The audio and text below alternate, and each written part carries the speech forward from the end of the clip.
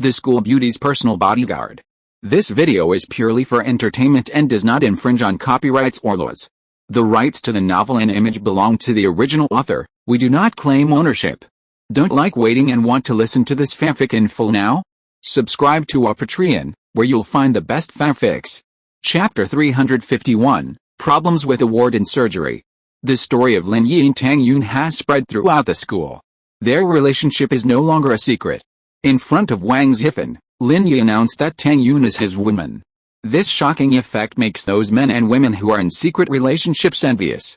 Many girls told their boyfriends that if their boyfriends could also confess to them in front of Wang Xixing like Lin Yi did, they would be willing to do anything. Those male classmates with bad thoughts wanted to transform into Lin Yi immediately, but thinking of the consequences of confessing their love, no one dared to really do it. Lin Yi said that there was nothing wrong after he said it, but after he said it, he was probably not far from being punished and expelled. Before, Tang Yun still felt very embarrassed, but after listening to the rumors from those students in private these days, Tang Yun felt very happy. At least, many people envied her. Even Zhu Ruming, who used to be so talkative when he saw her, now avoided her when he saw her. All of this was caused by Lin Yi. Of course, if Zhu Ruming wasn't enough, the biggest source of envy for everyone was that even Wang Xixing would smile and nod at Tang Yun whenever he saw her. It was hard for Tang Yun to imagine this was still the Dean of Academic Affairs who had thrown water all over him and scolded him profusely. Wang Xixing was truly heartbroken. Tang Yun was Lin Yi's girlfriend. Who knew how far their relationship had progressed, whether they had even checked into a hotel? What if, while they were checking in, Lin Yi thought of what he had seen that morning and casually mentioned it to Tang Yun? Would that have let her know about his affairs as well? Therefore, Wang Xixing didn't dare offend Tang Yun, and was even more afraid that she would bear a grudge against him because of that incident. That's why he was so affable to her. Tang Yun's phone vibrated in her pocket, and she was slightly startled. Besides Lin Yi, Kang Xiaobo, Li Xinwen, and Xia Fen, her number was also known to her parents.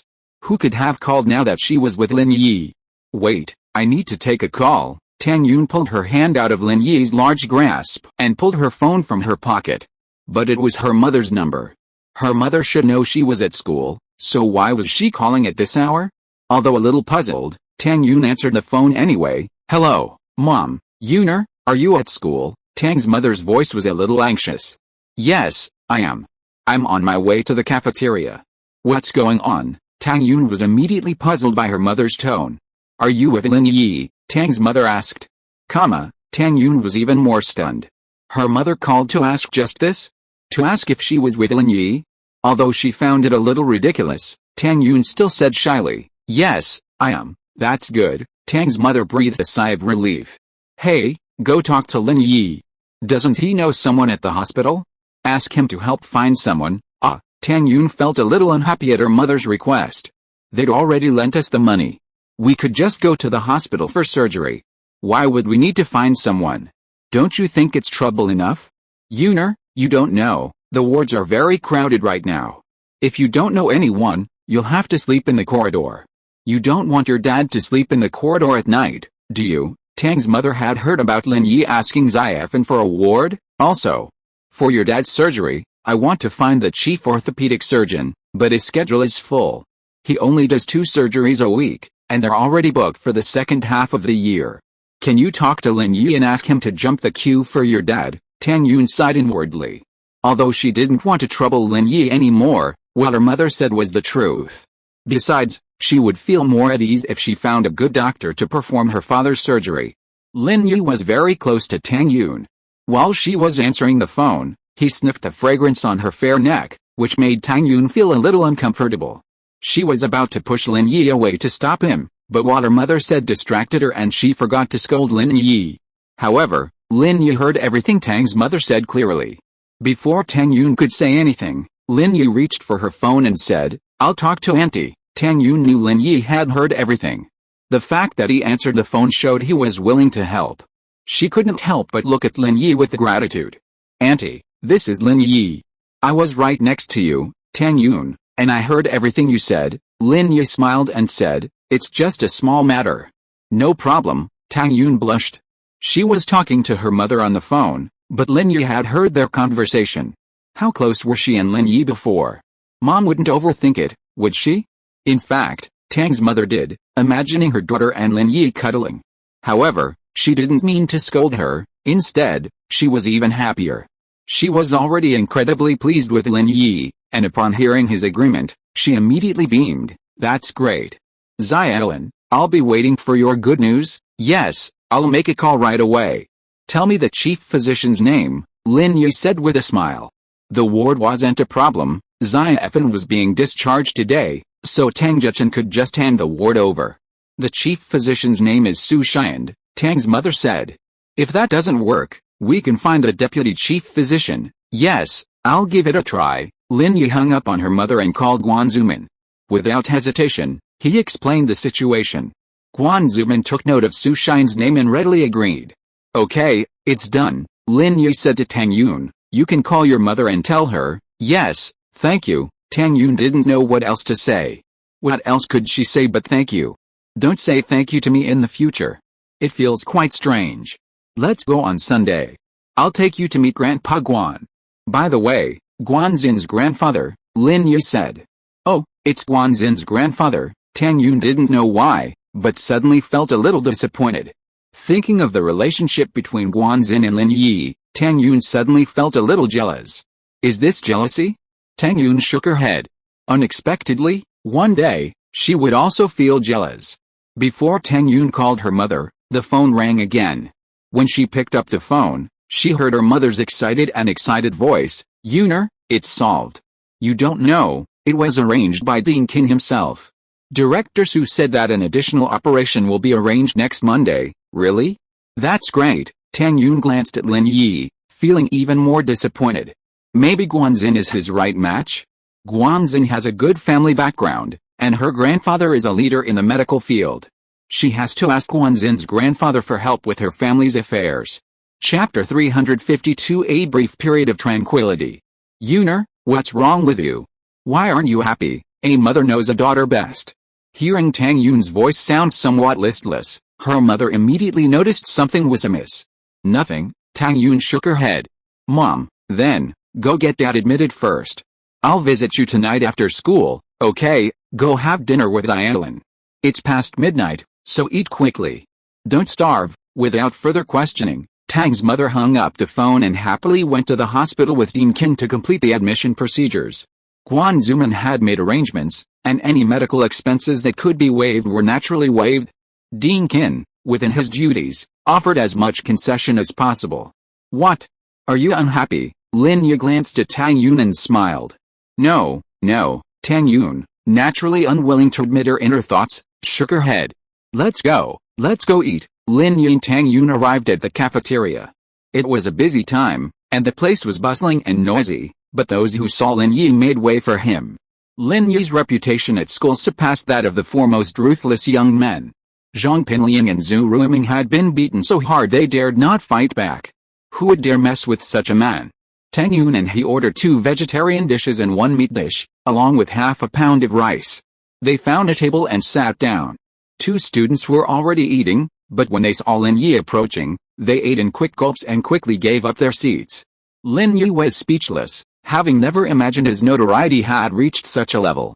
In reality, Lin Yi hadn't done anything wicked, nor had he bullied Zhu Ruiming. He had only dealt with Zhu Ruiming and Zhong Pinliang, nothing more. Placing her food on the table, Tang Yun realized she'd been too hasty when getting her meal. Because the line was long, she'd simply ordered half a pound of rice without dividing it into portions. Now, eating it was a bit of a struggle.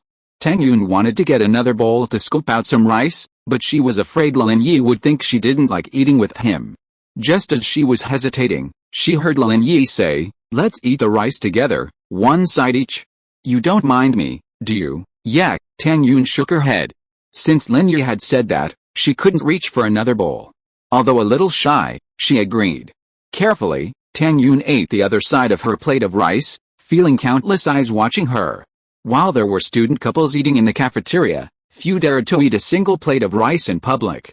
Lin Yi and Tang Yun hadn't considered eating a single plate of rice before, and it was only their carelessness that led to the current situation. In reality, few students dared to look directly at them. Who would want to provoke Lin Yi? If they stared for too long and he misunderstood her interest in her, A beating would be more trouble than good. Tang Yun didn't eat much, so she felt full after eating a little. She quickly put down her chopsticks and glanced around. Seeing that no one was looking at her, she breathed a sigh of relief. But now, it wasn't a question of whether she disliked Lin Yi, but whether Lin Yi disliked her. She ate little and was full before she had eaten much. That meant the rest of the rice would be Lin Yi's, and he would definitely want to eat what she had eaten. So, was this considered an indirect kiss? Thinking of this, Tang Yun felt like she had a little white rabbit in her arms, jumping violently. A little shy, but also a little excited. Thinking of what she said on the phone last night, she still owed him a kiss. What form and method would this kiss take? Before, when they were in the hospital, Lin Yi only asked Tang Yun to kiss his cheek, but now, their relationship had obviously taken a step closer. Would he want to kiss her on the mouth? Tang Yun didn't dare think any further, but she didn't feel the slightest bit of repulsion. In the past, whenever she saw the male and female protagonists kissing on TV or in novels, she'd feel nauseous. If a man kissed her mouth to mouth, she'd be nauseated and want to vomit. But now, far from feeling nauseous, she actually felt a tinge of anticipation. Lin Yi had been eating slowly, worried that Tang Yun wouldn't have enough to eat, but once she finished, he devoured the entire table, leaving Tang Yun stunned. Are you full? Tang Yun hadn't expected Lin Yi to have such a big appetite. He wasn't fat, yet he could eat so much. I'm full, Lin Yi nodded. Then let's go back to the classroom. Tang Yun suddenly felt a pang of reluctance, unwilling to part with Lin Yi. Let's walk around the playground. Lin Yi stood up, picked up his plate, and walked out of the cafeteria with Tang Yun, leaving it casually by the door. The glaring midday sun made Tang Yun squint slightly. She placed her hand across her forehead, shielding her eyes from the sun. Watching the students playing on the playground, a sense of happiness welled up within her. As she was about to leave the school, she ran into Lin Yi. She wanted to cheer, but deep down, a lingering feeling of unease lingered. It felt as if Lin Yi didn't belong to her, and that the happiness she felt was fleeting. In a daze, a large hand grasped Tang Yun's small hand again. Responding to her thoughts, Tang Yun hesitated for a moment before firmly grasping the hand. Which university are you applying to? For the first time, Tang Yun worried about their future together, fearing that this happiness would be fleeting. I don't know. I don't care, Lin Yi shook his head. He would take the same exam as Chu Mengyao, no doubt about that. But to reassure Tang Yun, he said with a smile, I'll take the same exam as you. Yeah, Tang Yun smiled broadly, embracing the sunshine. A carefree smile filled her heart, finally at ease. But she still felt a little worried. What if one of us doesn't score enough? We can spend money. Lin Yi shrugged nonchalantly. Your worries are unnecessary, nouveau riche, Tang Yun scoffed, but she was genuinely pleased by Lin Yi's attention. The two walked to the shade of a tree and sat down on a stone step. Tang Yun seemed to have a special fondness for this spot, always enjoying it. Resting her chin on her hand, she quietly savored the moment of peace. Lin Yi stretched leisurely, quietly staying by Tang Yun's side. But this brief moment of peace was interrupted by someone trying to disrupt it. Lin Yi saw Chu Mengyao and Chen Yashi walking towards him hand in hand. Chu Mengyao was still as cold as ice, but Chen Yashi was smiling and saying something. Chapter 353 She likes you? Sister Yao, let's go sit under the shade for a while, Chen Yashi offered a wicked suggestion with a wicked grin. What for? Watch that guy Lin Yi pick up girls. Chu Mengyao frowned, indignant at the sight of Lin Yi and Tang Yun sitting together. It was daytime, wasn't it? It was a weekday, and instead of being my sidekick, you were fooling around with a school beauty. Xia Oshu and I were both school beauties, so why did this guy only have eyes for Tang Yun? She was his boss, his daughter. Even if he had a crush on her, he should have had a crush on me first. Chu Mengyao felt deeply wronged. Was she really that unattractive? Even though she even had a feeling of who cares if you like me, Lin Yi ignored her and pursued other girls, which infuriated her. It was a blatant disregard. Even if you didn't like me, could you have liked Xia Oshu? Why did he choose to go after Tang Yun? But it had to be said that from a distance, Lin Yi and Tang Yun in their school uniforms looked a perfect match. Perhaps, they were the perfect match. Hey, let's see how he picks up girls. Let's learn from him, Chen Yashu nodded. Xia Oshu, we're girls, we can't pick up girls. There's nothing wrong with our sexual orientation, otherwise we'd have been a couple a long time ago, Chu Mengyao looked at Chen Yushu speechlessly. Oh, then let's go see Tang Yun and learn how to pick up handsome guys from her. Chen Yushu was just making up an excuse to drag Chu Mengyao along to satisfy her curiosity. Is Lin Yi a handsome guy? Why would I even need to pick him up? Chu Mengyao curled her lips. I don't even like him. However, despite saying this, she and Chen Yushu continued to walk towards Lin Yi. Lin Yi saw the two young ladies approaching and couldn't help but smile bitterly. He thought to himself, these two girls are probably here to cause trouble. Furthermore, it seemed that Chu Mengyao had been tricked by Chen Yushu. Otherwise, with her young lady temperament, she would never have come to get involved in such a matter. Sister Yao, it's cool here in the shade. Chen Yushu pulled Chu Mengyao to the steps under the shade of the tree. However, the steps blocked by the shade were occupied by Lin Yi and Tang Yun, leaving Chen Yushu with no place to sit down. Hey, Arrow, sit a little further over and give me the shade. Chen Yushu almost blurted out the words Brother Arrow, but luckily, she stopped herself. Her relationship with Lin Yi couldn't be exposed to outsiders, otherwise Sister Yao would definitely be angry. Tang Yun was a little annoyed by Chen Yushu's overbearing words. We were under the shade first, why should we give it to you? But a few days ago, when she went to see Lin Yi, Chen Yushu had asked her enthusiastically, so Tang Yun couldn't get angry for a while. But Lin Yi pretended not to hear him and remained motionless. This, in turn, made Tang Yun anxious. Although Lin Yi's reputation had surpassed the four campus bullies, Chen Yushu, this little devil, was someone even the four dared not provoke. She was a being above them. Zhong Pinliang and Zhu Ruiming were quite afraid of her. Tang Yun had also heard about Wu Xiaoqin's punishment for speaking ill of Chen Yushu, and she was a little worried that Chen Yushu would retaliate against Lin Yi. She whispered, how about we go? Don't worry about them. Lin Yi had long suspected that Chen Yushu was just messing around, so he didn't bother to pay her any attention. He ignored her and left her alone until she got bored and left. Chen Yushu, frustrated that her orders to Lin Yi were ineffective, felt a little frustrated. She didn't dare to expose her relationship with Lin Yi, so she could only look pitifully at Chu Mengyao. There's shade over there too. Let's go sit there. Chu Mengyao wasn't the type to compete with Lin Yi for shade like Xiaoshu.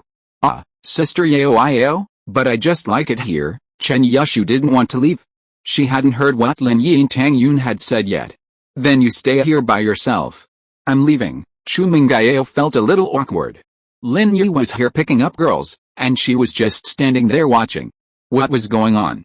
Oh, okay. Seeing that Chu Mengyao had already started to leave, Chen Yushu could only follow behind and walk to the shade of the trees on the other side. Chu Mengyao found a clean step and sat down.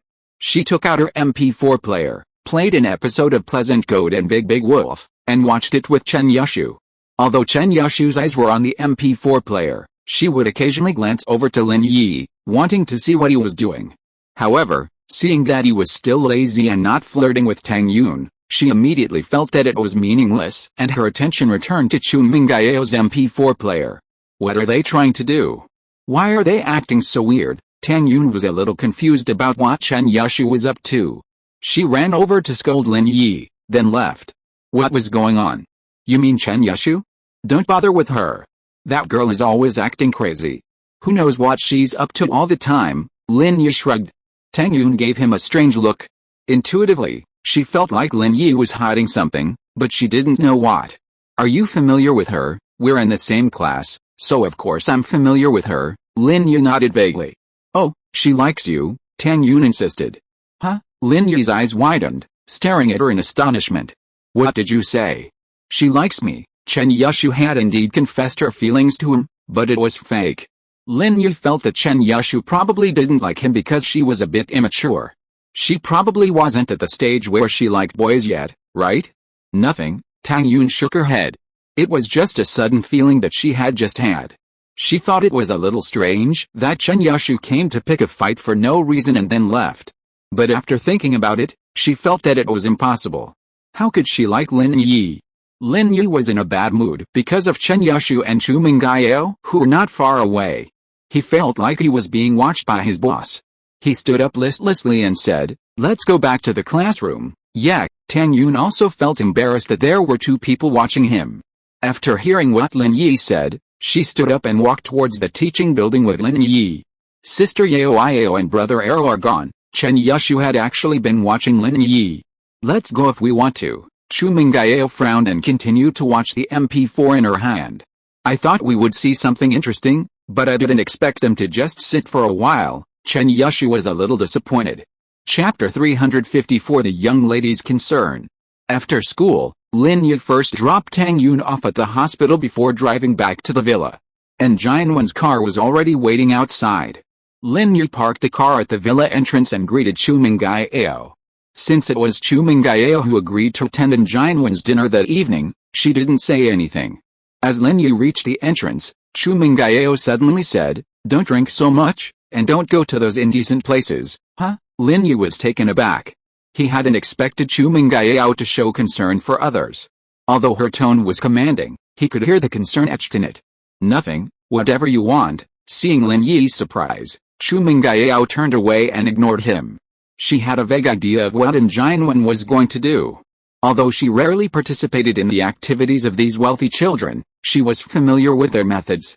Especially with Chen Yushu as her spy, she was also familiar with the activities of Jianwen and his men. This was one of the reasons why Chu Mengyao had never felt anything other than a brotherly bond towards Jianwen. He spent his days drinking and playing with women, and yet he still wanted her to be his girlfriend? Why? "Oh, don't worry, I'm actually a very good person," Lin Yi smiled, turning and leaving the villa. "Brother Arrow, go and teach them a lesson. I'll cheer you on, and make sure they make a fool of themselves." Chen Yushu waved her fist. "I'll do my best," Lin Yi nodded. Even if Chen Yushu hadn't said anything, Lin Yi was ready to teach this annoying Jianwen a lesson, to stop him from bothering him all day long. After Lin Yi left, Chen Yushu said, "Sister Yao, I have important news for you." "Oh? What did you hear when you went out just now?" Chu Mengyao had sent Chen Yushu out again, using her as a spy satellite. Lin Yi could detect her, but Jianwen might not, so Chen Yushu had heard everything Jianwen had said before. Brother Jianwen and Brother Tazao said they're going to order a chicken for Brother Arrow, then film it and mail it to your dad. That way, he'll be ruined and you can break up with him, Chen Yushu said. "Chicken?" Chu Mengyao was stunned. "Order a chicken?" Then she realized Chen Yushu was talking about a demonstrative pronoun. She'd thought it was a dish from the restaurant. Her face flushed immediately. "Zia Oshu, don't use such a harsh word. That's called a miss." "Oh, that's a miss. They're going to find a miss for Brother Arrow," Chen Yushu nodded. "Sister Yao, do you think we should notify Brother Arrow in advance so he doesn't fall for it?" "No need. If he's that stupid, he'd fall for this trick. It's just because he's so lustful. It's just the right time for Daddy to fire him," Chu Mengyao snorted. She felt that Jianwen was really dirty, and she wondered if Chen Yushu's brother had been the same as them. Lin Yi left the villa and saw a Porsche 911 behind Jianwen's Ferrari. Standing next to the car was Su Tazao, whom he met at the amusement park restaurant that day. Lin Yi didn't have a very good impression of Su Tazao. This guy was yelling that day, which made Lin Yi a little disgusted. But at this moment, this man was smiling. Seeing Lin Yi coming out, he greeted him hypocritically. "Mr. Lin Yi, I'm really glad to see you. Thank you for what happened to brother in that day." Lin Yi waved his hand and ignored him, but Jianwen came up to him. "Brother Lin, I didn't expect that you and Yao are in the same class," and Jianwen had already found out that Lin Yi was a classmate of Chu Mengyao, so according to their age, he naturally called him Brother Lin, which also had a close meaning. "Oh, right," Lin Yi nodded calmly. "Aren't we going to dinner?" "Yes, let's go now. I've booked a private room at the Starlight Hotel. Let's go now," and Jianwen was afraid that Lin Yi didn't know, so he introduced, "The Starlight Hotel is one of the most luxurious hotels in the city. We used to go there often. There are also special services." Su Tazao also came over at this time, patting Lin Yi's shoulder with a tacit understanding as if we were all men. "Really? Then I'd like to see it for myself," Lin Yi nodded, with an expectant look on his face. In his heart, he sneered. As expected, Chu Mengyao was right. These two guys had bad intentions and wanted to set a trap for him. Seeing that Lin Yi did not refuse or show any disgust, Jianwen immediately breathed a sigh of relief.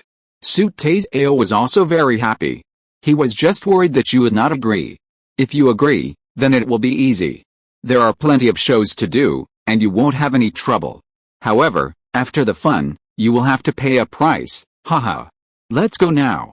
Take my car, and Xuanyuan asked, pointing to his Ferrari. No, I'd better drive myself, Lin Yi said, pointing to his broken van. This, and Xuanyuan was stunned. He didn't expect Lin Yi to drive a broken car instead of a sports car.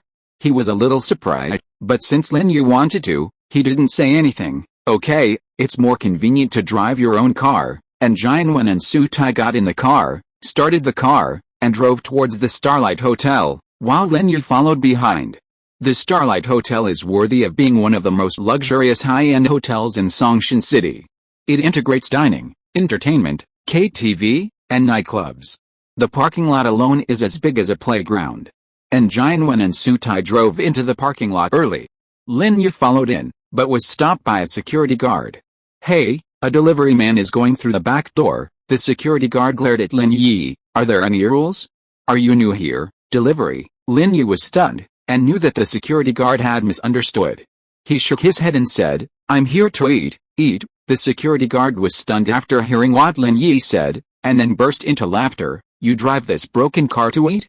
Do you know what the minimum consumption here is? A meal is enough to buy your broken car. Okay, stop making trouble and get out of here. I really am here to eat. Lin Yi was unwilling to argue with this little security guard who looked down on others, so he explained, I don't care what the minimum consumption here is. Someone is treating me. Someone is treating me? Who would treat you? Okay, stop pretending. Get out of here. I've seen a lot of people like you. There are at least 8 of them every day. You want to steal things in the parking lot, right? The little security guard looked at Lin Yi with disdain. Who can treat you to a meal, unless you are mentally retarded? Although this young security guard has a low position, he is a star-studded security guard and can't help but feel that he is a level above the average person. Chapter 355 and Xuanyuan's trick. Because he interacts with rich people every day and helps them with parking, he naturally has a sense of superiority, thinking that he is the best and looking down on those poor people. To those who drive luxury cars, the little security guard is servile, and to those like Lin Yi who drive a shabby car, the little security guard acts like a bully. Who the hell are you calling a moron? Su Tai's AO slapped the little security guard in the face. He and Xuanyuan parked the car, and before they saw Lin Yi catch up, they ran to the entrance of the parking lot to look for him. As a result, as soon as they arrived, they heard the little security guard calling him an moron, and Su Tai's AO immediately became angry. Me. The little security guard was stunned, and didn't know why Su Tai's AO hid him. But when he saw that Su Tai's AO was wearing branded clothes and ran out of the parking lot, he was obviously a VIP here, so how could he dare to offend him? He said with a sad face, I didn't scold you, you're still quibbling. Su Tai's AO slapped the young security guard again. I treated him to a meal, and you called me a moron. Did you think I didn't hear it, huh? The young security guard was stunned. He didn't expect that someone would actually treat this guy driving a broken van. And Xuanyuan also came over and frowned. Taizao, what's wrong? This security guard called us morons. He's looking for death. Su Taizao was very upset. Back then, when he and Jer were the 4 young masters of Songshan, running rampant in Songshan City, which security guard and manager of an entertainment venue didn't know them? Now this young security guard didn't know who he was and dared to scold him. How could he not be furious? Forget it, and Xuanyuan waved his hand lightly. Although he was also very angry, he had important things to do today and had no time to deal with this little security guard. Let's go. Don't bother with such a small person. After hearing this, the security guard hurriedly nodded and apologized.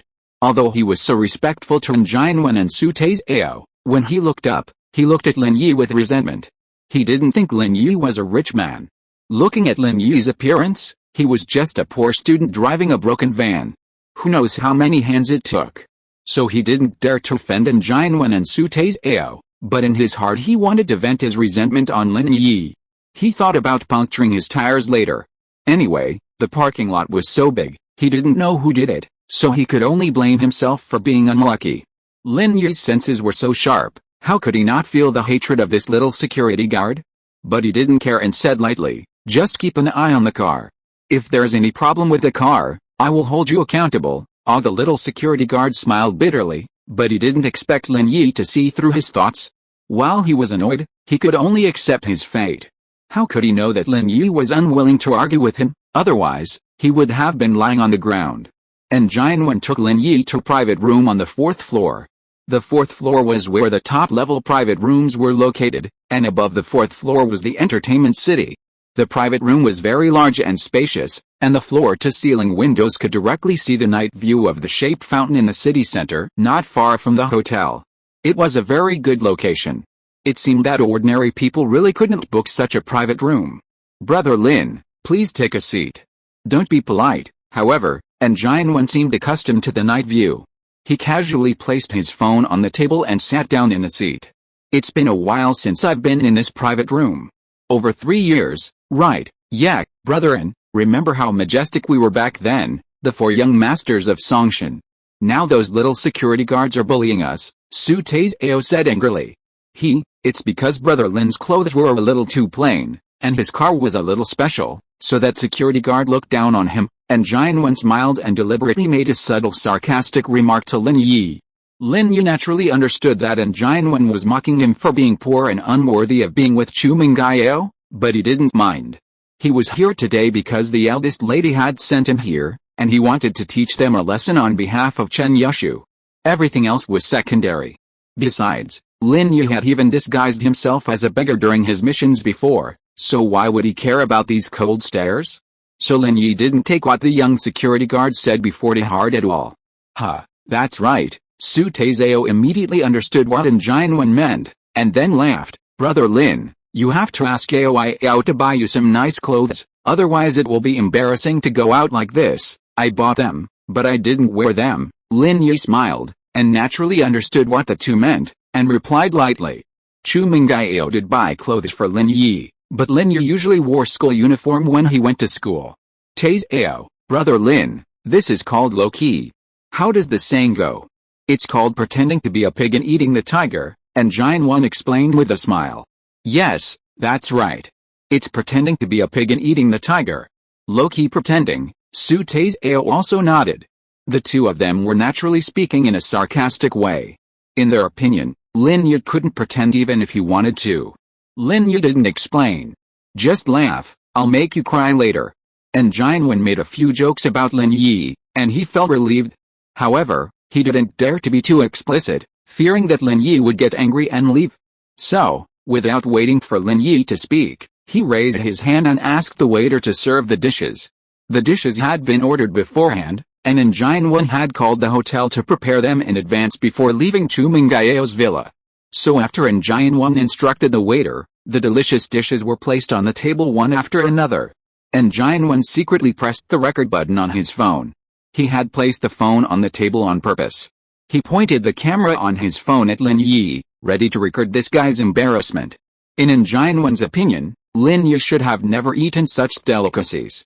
If he ate in an ugly way later, the video could be recorded and posted as a laughingstock.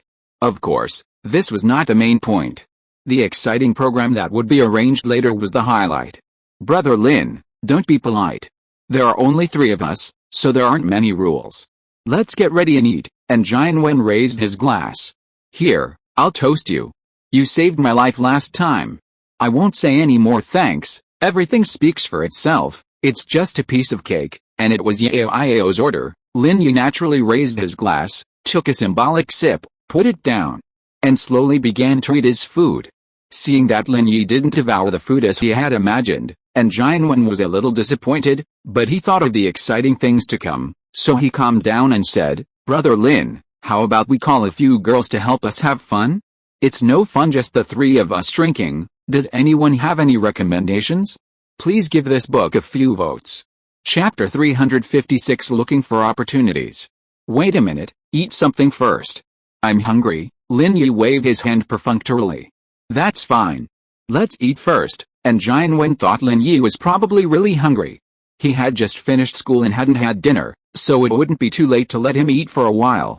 However, Lin Yi's leisurely eating speed really drove Xuanyuan crazy. He originally wanted to record this guy wolfing down his food, which would be a laughingstock.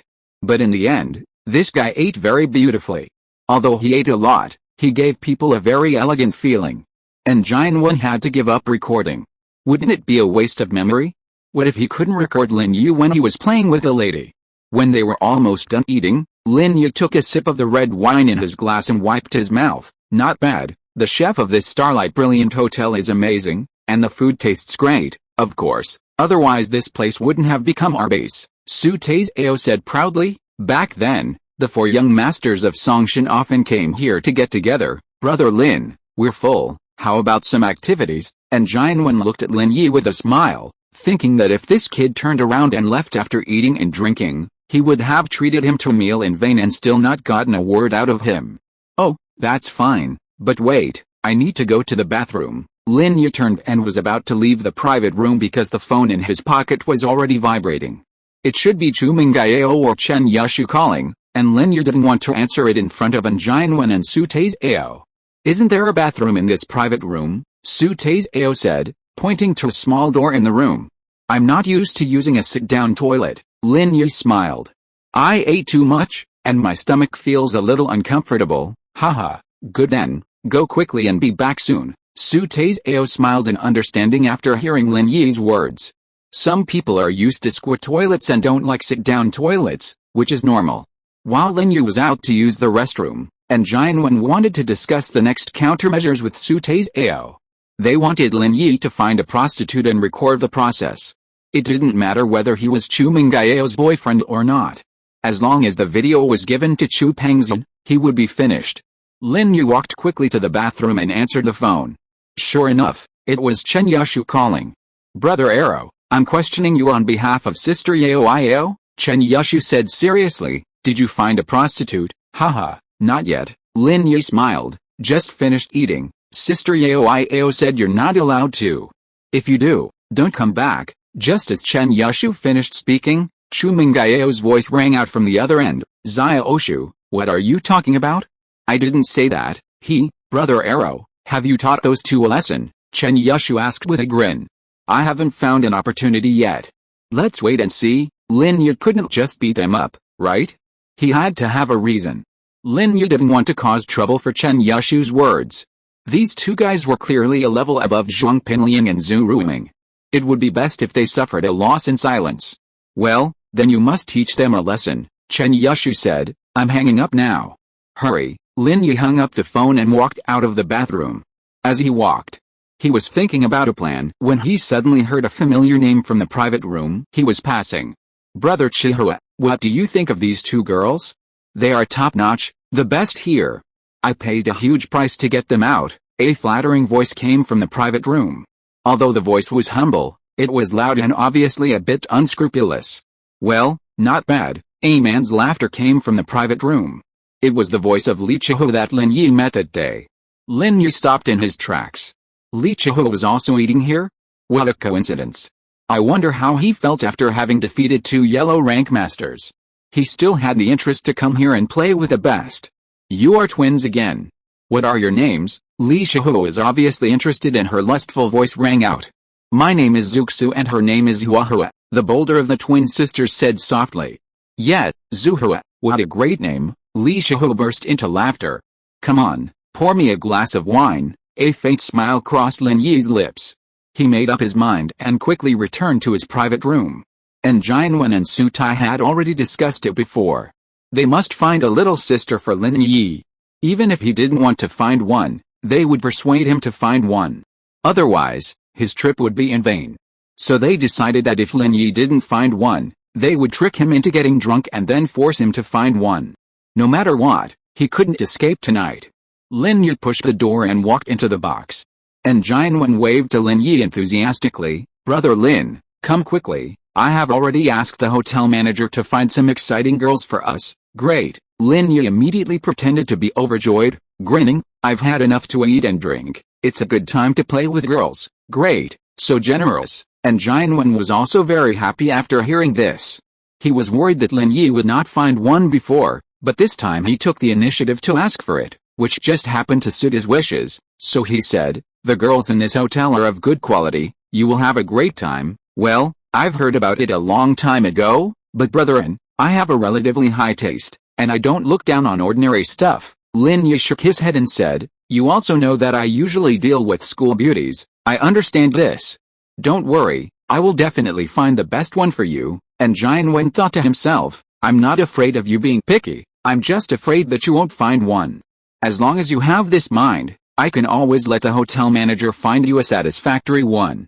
That's good, Lin Yi chuckled and sat down, looking very expectant. And Jianwen winked at Su Taizao, and Su Taizao had already left the box. Not long after, a middle-aged man in his 30s came in, followed by 5 beautiful girls with sweet looks. Boss Yang, I didn't expect you to bring people here in person. I'm so honored, and Jianwen smiled. This Boss Yang is the general manager of the hotel. He is directly responsible to the big boss, and he has the final say on all matters in the hotel. Others don't know the identities of Jianwen and Su Taizao, but he knows them very well. A few years ago, they were influential figures in Songshan city. The big boss of the hotel had to give them face, let alone himself as a professional manager. I am honored that young Masterin has the honor to come to our Starlight Hotel, Boss Yang said with a smile. Chapter 357 already had a goal.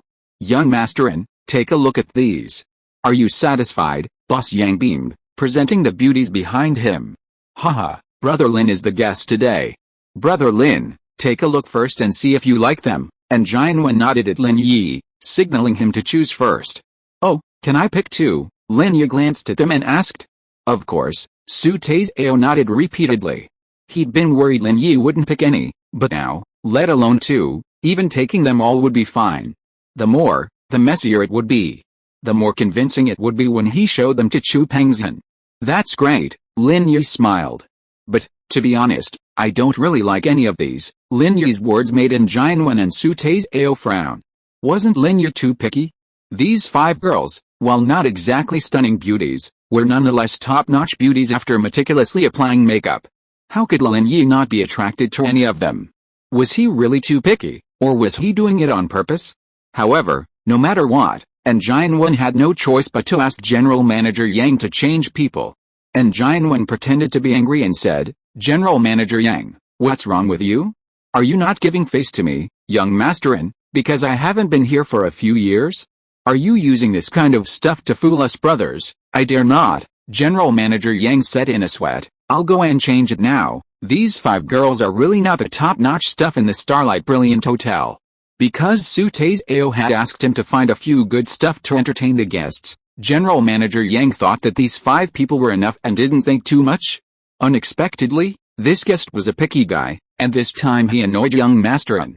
It was really a loss, so he quickly took the 5 girls out of the box. Seeing General Manager Yang's expression, Jianwen knew that these 5 were definitely not the best stuff. General Manager Yang was reserved and couldn't help but look at Su Taizao with a strange look. Why is this guy so unreliable? Since Lin Yi hangs out with Chu Mengyao and Chen Yashu all the time, his standards must be very high. How could he be interested in those ordinary, vulgar girls? I'm sorry, Brother Lin, I've embarrassed you. This Mr. Yang is really incompetent, and Jianwen couldn't blame Su Taizao, so he could only put the blame on Mr. Yang. Nothing. Let's wait and see. Lin Yi shook his head slightly, feeling amused. Even if you brought a fairy, I still wouldn't like her. After a while, the door of the private room was pushed open again. This time, Mr. Yang walked into the room with 3 girls who were obviously a level higher than the 5 people just now. Young Masterin, young Master Lin, how about this time? This time, Mr. Yang was full of confidence. He brought out several of the hotel's top girls. If he still couldn't pick one out this time, then it would be said that young Master Lin had no taste. Oh, let me see. Lin Yi calmly raised his head and took in the 3 girls that Mr. Yang had brought. He had to admit that all 3 were top-notch. Lin Yi sighed inwardly, wondering why he had to do this. However, Lin Yi was not a savior, and he didn't bother to care about these things. Everyone had their own difficulties, and he couldn't possibly understand them all. After pretending to examine the 3 girls carefully, just when Mr. Yang thought that Lin Yi would definitely keep 1, 2, or even all 3, Lin Yi spoke up. Hey. It's still not working.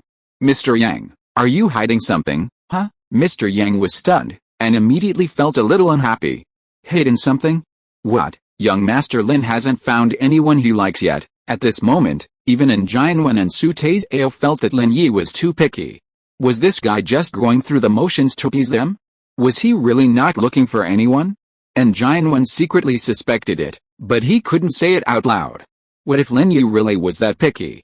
Brother Lin, you haven't found anyone you like yet. Have you? Su Taizio's words were filled with questioning. Because even he had been somewhat tempted by the three girls who came after him, but Lin Yi didn't fancy any of them? Ahem, okay, then I'll be frank. Mr. Yang, I heard that brilliant starlight has two top girls, twins?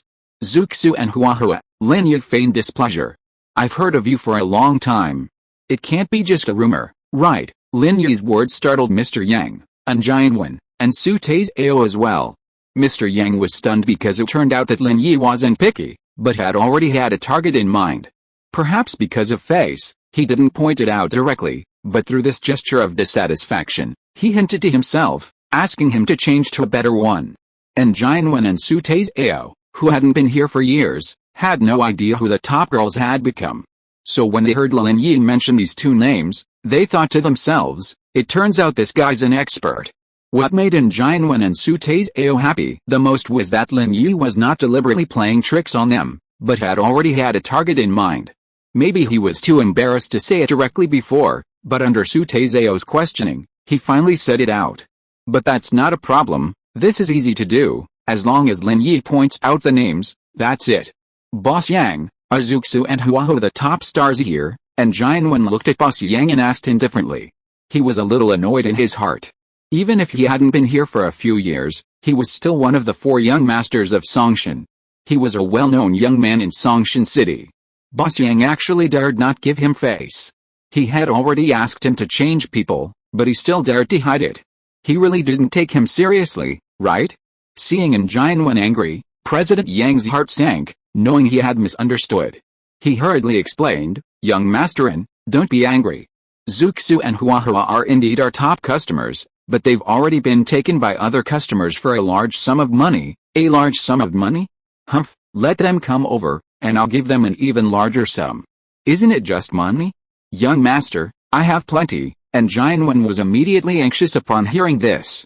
Lin Yi had finally found a target, and this person had already been taken by someone else? How could this be allowed? This is not in line with the rules, is it? President Yang sighed. Songshan City is no longer the world of you 4 young masters these days. Although your families each have their own backgrounds, now someone as powerful as you has arrived. He's the one who took Zuxu and Huahua tonight. How can I go and call them back? Brethren, why don't you just forget it? Since President Yang is so embarrassed, let's talk about it another day, Lin Yi said to Xuanyuan, pretending to be a good person. However, the more Lin Yi said this, the more embarrassed Xuanyuan felt. After all, he is one of the 4 young masters of Songshan. How can he not even compete for the top spot? If you're listening to this novel on a channel other than Fanfic World, it means they downloaded and uploaded it without effort. We cordially invite you to visit our channel, Mundo Fanfic Novelis. There you'll find the original version of this story and you can explore many other novels of various genres. We're waiting for you to immerse yourself in a world of incredible novels. Chapter 358 Lin Yi, the Fox and the Tiger. Moreover, Xuanyuan knew that tonight was a good opportunity, a great opportunity to take down Lin Yi. Opportunities are rare and will never come back. If you miss today, you may not be able to wait until another day. He can't wait.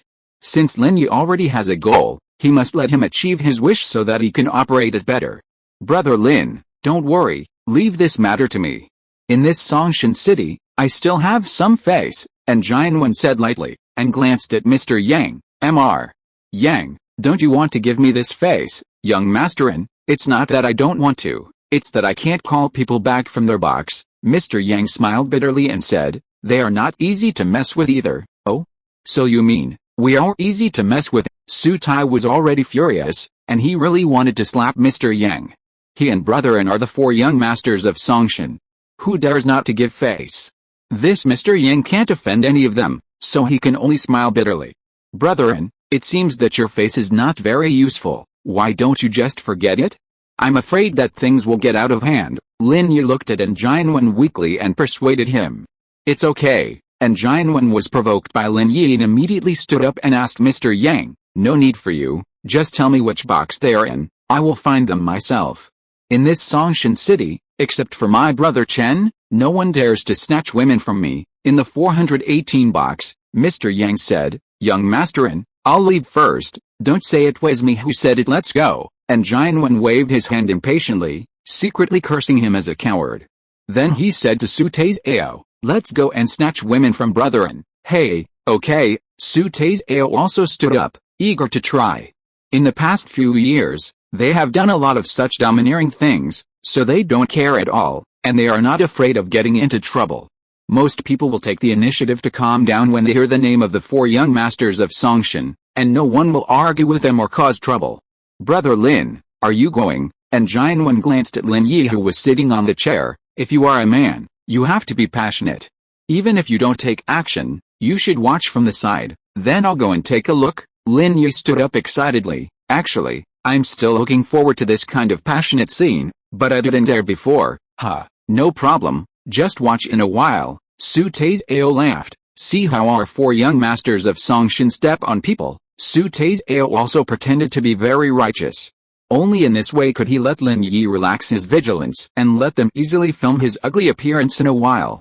"Okay, then I'll also use the power of others to bully others." Lin Yi stood up and took 2 steps, but turned back and picked up a bottle of red wine on the table. "I have to bring a weapon for self-defense." Follow us, these things are scum." Su Taizao curled his lips. The title of the 4 young masters of Songshan is much more effective than a bottle of wine. Lin Yi, with his superiority, walked ahead, like a pioneer. However, and Xuanyuan and Su Taizao smirked. This guy was truly obsessed with lust, obsessed with the twin top stars. Otherwise, he wouldn't be so excited.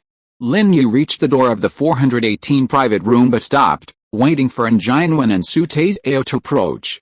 When they did, he kicked the door open with a slam, his voice shrill with excitement. "Listen up.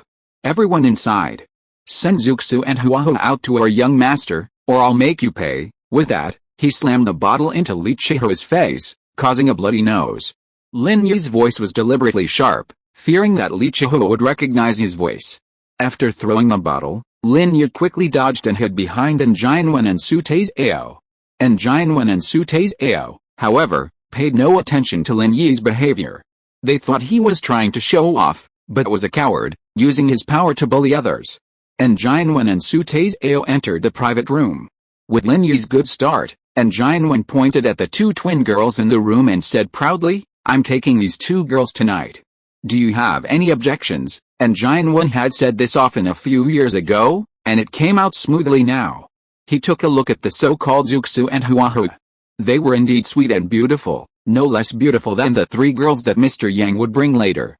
No wonder Lin Yi had specifically requested them. Even he was tempted. If it weren't for the chance to film Lin Yi looking embarrassed, he would have wanted to take these 2 girls home himself. Li Chihu was stunned by the wine bottle Lin Yi threw at him. In Songshan City, who dared to hide him? Li Chihu? He really didn't want to live anymore, did he? The shouting voice sounded familiar, but Li Chihu didn't have time to think about it.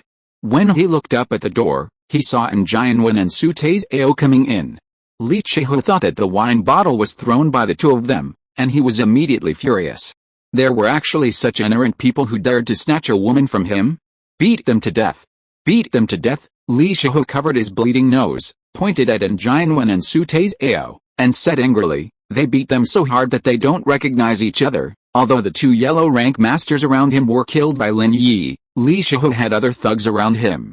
Although their strength did not reach the yellow rank, they were more than enough to beat up 2 young masters who didn't know any martial arts. The 2 bodyguards around Li Chihu heard the order and pounced on them like wolves. Each of them grabbed one and started fighting without saying a word. Xuanyuan and Su Taizao were a bit bewildered. They were used to stepping on others, never considering the consequences. As soon as they announced their names, the other party's only concern was to keep the peace. But today, the people in this private room started fighting without even asking questions. Were they just fools? Did they know the rules? Were they not afraid of getting into trouble and getting into trouble? They were only thinking about themselves, not realizing that this incident was entirely Lin Yi's fault. If Lin Yi hadn't hit Li Chihu with a bottle first, leaving his face covered in blood, would he have just ordered his bodyguards to attack him? Usually, Xuanyuan and Su Taizao would bring a capable underling with them. For example, the feminine man that day was Su Taizao's thug, and they could easily fight 3 people at once. But today, because they were treating Lin Yi to dinner, Xuanyuan hadn't brought anyone irrelevant with him. When the fight was about to start, It suddenly occurred to him that he had no capable fighters on his side. "Do you know who I am?" And Xuanyuan was anxious and wanted to give his name, but the other party's bodyguard did not give him a chance to speak. He punched him in the mouth, knocking him to the ground with his teeth and unable to speak. Chapter 359. Isn't this too bad? Before Su Taizao could say anything, he was knocked down by another bodyguard with a punch. Suddenly, wailing sounds of crying for parents were heard from the box. If someone didn't know, passing by the box door at this moment, they would think that pigs were being slaughtered inside. Lin Yi curled his lips. "Want to trick me? You two can enjoy the feeling of being tricked first. Bye, both of you." After secretly recording the miserable appearance of the two people with his mobile phone for a while, Lin Yi quietly left the 418 box, took the elevator downstairs, and left the hotel in a short while. Lin Yi didn't drink much at all, just took 2 sips of red wine. In fact, even if he drank a lot, Lin Yi would not be drunk, so when he arrived at the parking lot, Lin Yi got into the car and drove towards the villa. Although Xuanyuan and Su Taizao were the 4 young masters of Songshan, if they knew that the person who beat them was Li Chihua, they would probably have to suffer in silence. This place can't be redeemed. On the way home, Chen Yushu called again. Lin Yi picked up the phone with a smile. "What's up? Is there anything else? Sister Yao asked me to check on you again to see if you've done anything bad," Chen Yushu said with a smile. "Haha, no, I'm almost back," Lin Yi smiled. The eldest lady was cold on the outside but warm on the inside, and she seemed to care about him. "Zia Oshu, don't talk nonsense. I'm afraid this guy will make a fool of himself and be photographed. It won't look good if it's sent to me," Chu Mengyao snorted, not acknowledging her thoughts. Sister Yao is angry." Chen Yushu stuck out her tongue. "Brother Arrow, did you deal with them?" "Yes, I'll tell you when I get back." Lin Yi thought about Xuanyuan and Su Taizao and found it funny. These two guys were really unlucky. He wondered which force was more powerful, the one represented by Li Chihua or Xuanyuan and Su Taizao? Inside box 418 on the 4th floor of the brilliant Starlight Hotel, a one-sided brawl erupted. 2 bodyguards casually punched and kicked Xuanyuan and Su Taizao, who had already become pig-headed. "You dare to hit me? Do you know who I am?" And Xuanyuan roared at the top of his lungs, taking advantage of the moment when the bodyguard switched hands to yell again. "I don't care who you are. Since you dare to come looking for trouble today, don't even think about leaving," Su Nyange sneered back, while carefully wiping the blood off Li Chihua's face with a tissue. "Brother Chihua, are you okay? Do you want to go to the hospital?" "It's okay," Li Chihua waved his hand. This minor injury wasn't enough to affect him. It was just a little scary, and he felt very embarrassed. He was a big shot who was involved in both black and white affairs, and he actually got hit in the nose and blood flew out. It was really embarrassing. "I am Xuanyuan.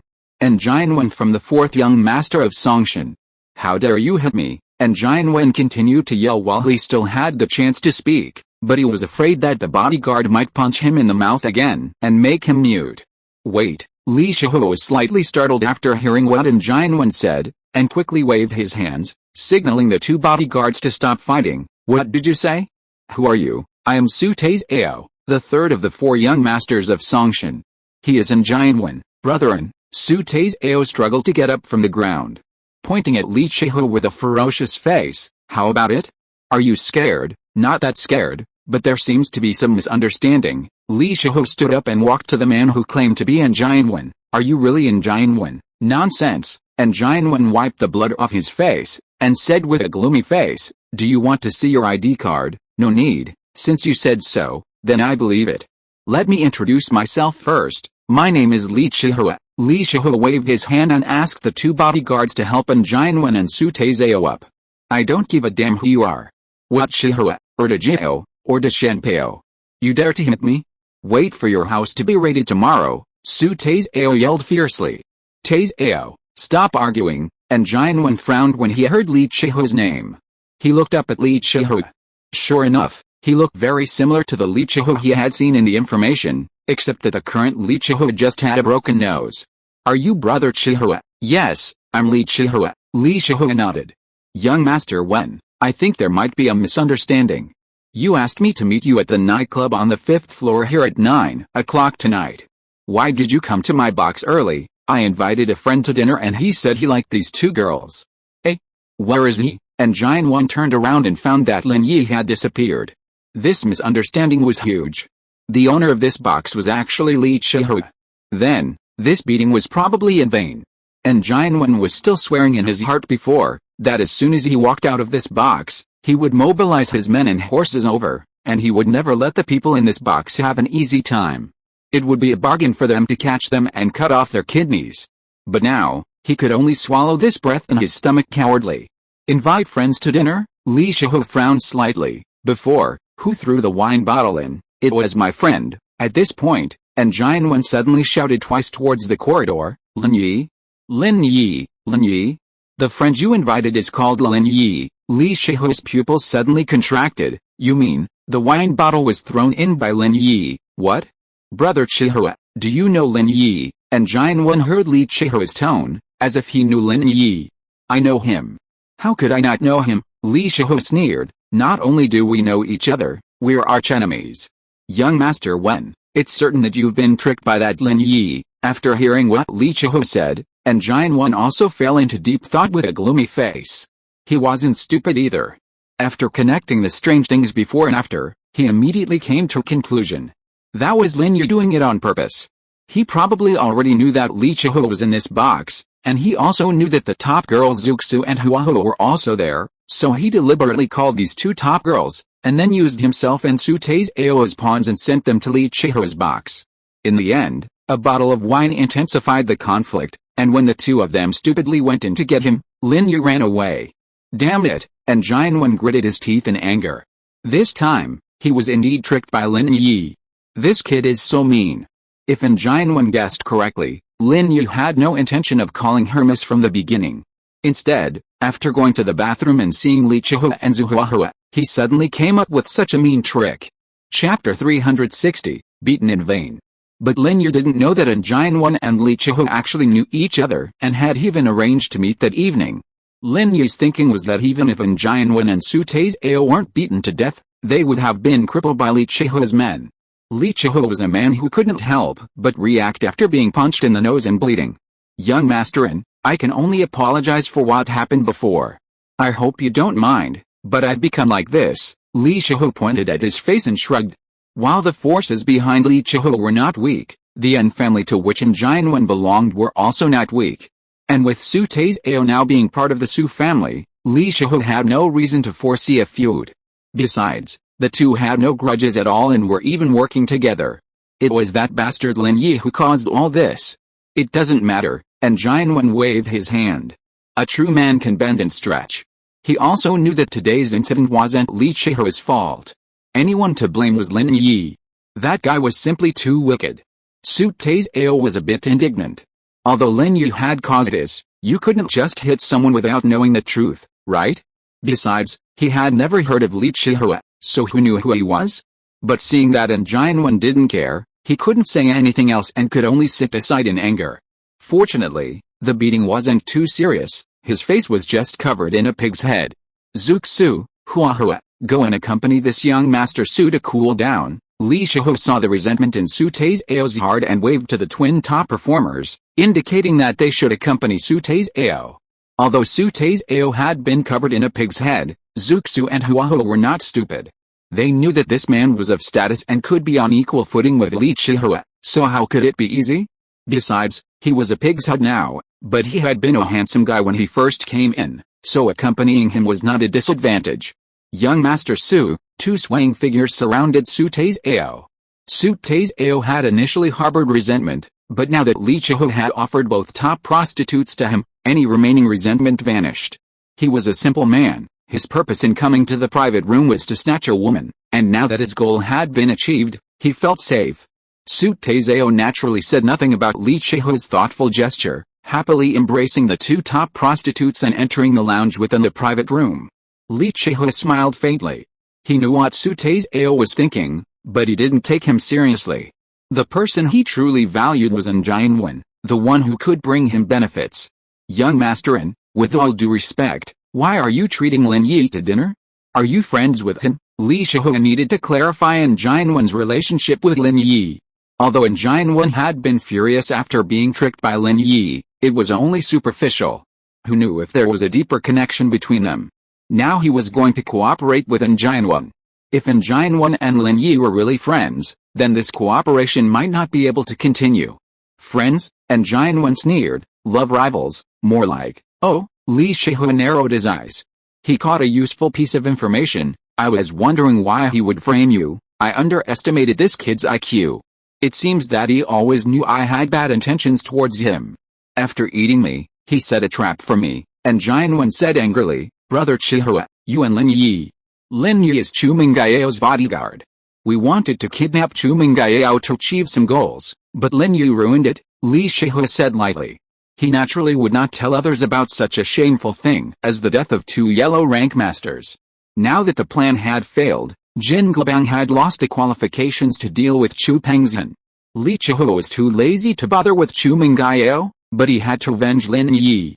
Oh? Lin Yi is really Chu Mengyao's bodyguard, Jianwen was stunned. He had doubts before, but if Lin Yi is really Chu Mengyao's bodyguard, then he still has a good chance. I used to think that there was some unclear relationship between him and Chu Mengyao, but later I found out that he seemed to be closer to that Shan Yushu. Li Shihua was talking about the amusement park incident. Lin Yi actually risked his life to accompany Chen Yushu to jump into the sea, which made Li Shihua a little suspicious. Chen Yushu? Huh, that's great, Jianwen was a little out of control after hearing what Li Shihua said. But it's no wonder. He had deliberately wanted to create some trouble for Lin Yi before, because he heard that he was Chu Mengyao's boyfriend. Now that he is sure that he is not, Jianwen is still quite refreshed. Why, Mr. N, the girl you like, is not Chu Mengyao? Li Shihua also heard some clues. Excuse me, Brother Chihua. Yao and I are childhood sweethearts and grew up together, Jianwen nodded. When I returned to China this time, I suddenly found Lin Yi next to Chu Mengyao, so I brought him out to test his strength. That guy is not simple. Even if he is just a bodyguard, you have to be careful of him, Li Shihua reminded him. He didn't mind using this opportunity to sow discord and let Jianwen deal with Lin Yi as well. I will, Jianwen nodded. Brother Chihua, are you going to deal with Chu Mengyao? It's all in the past.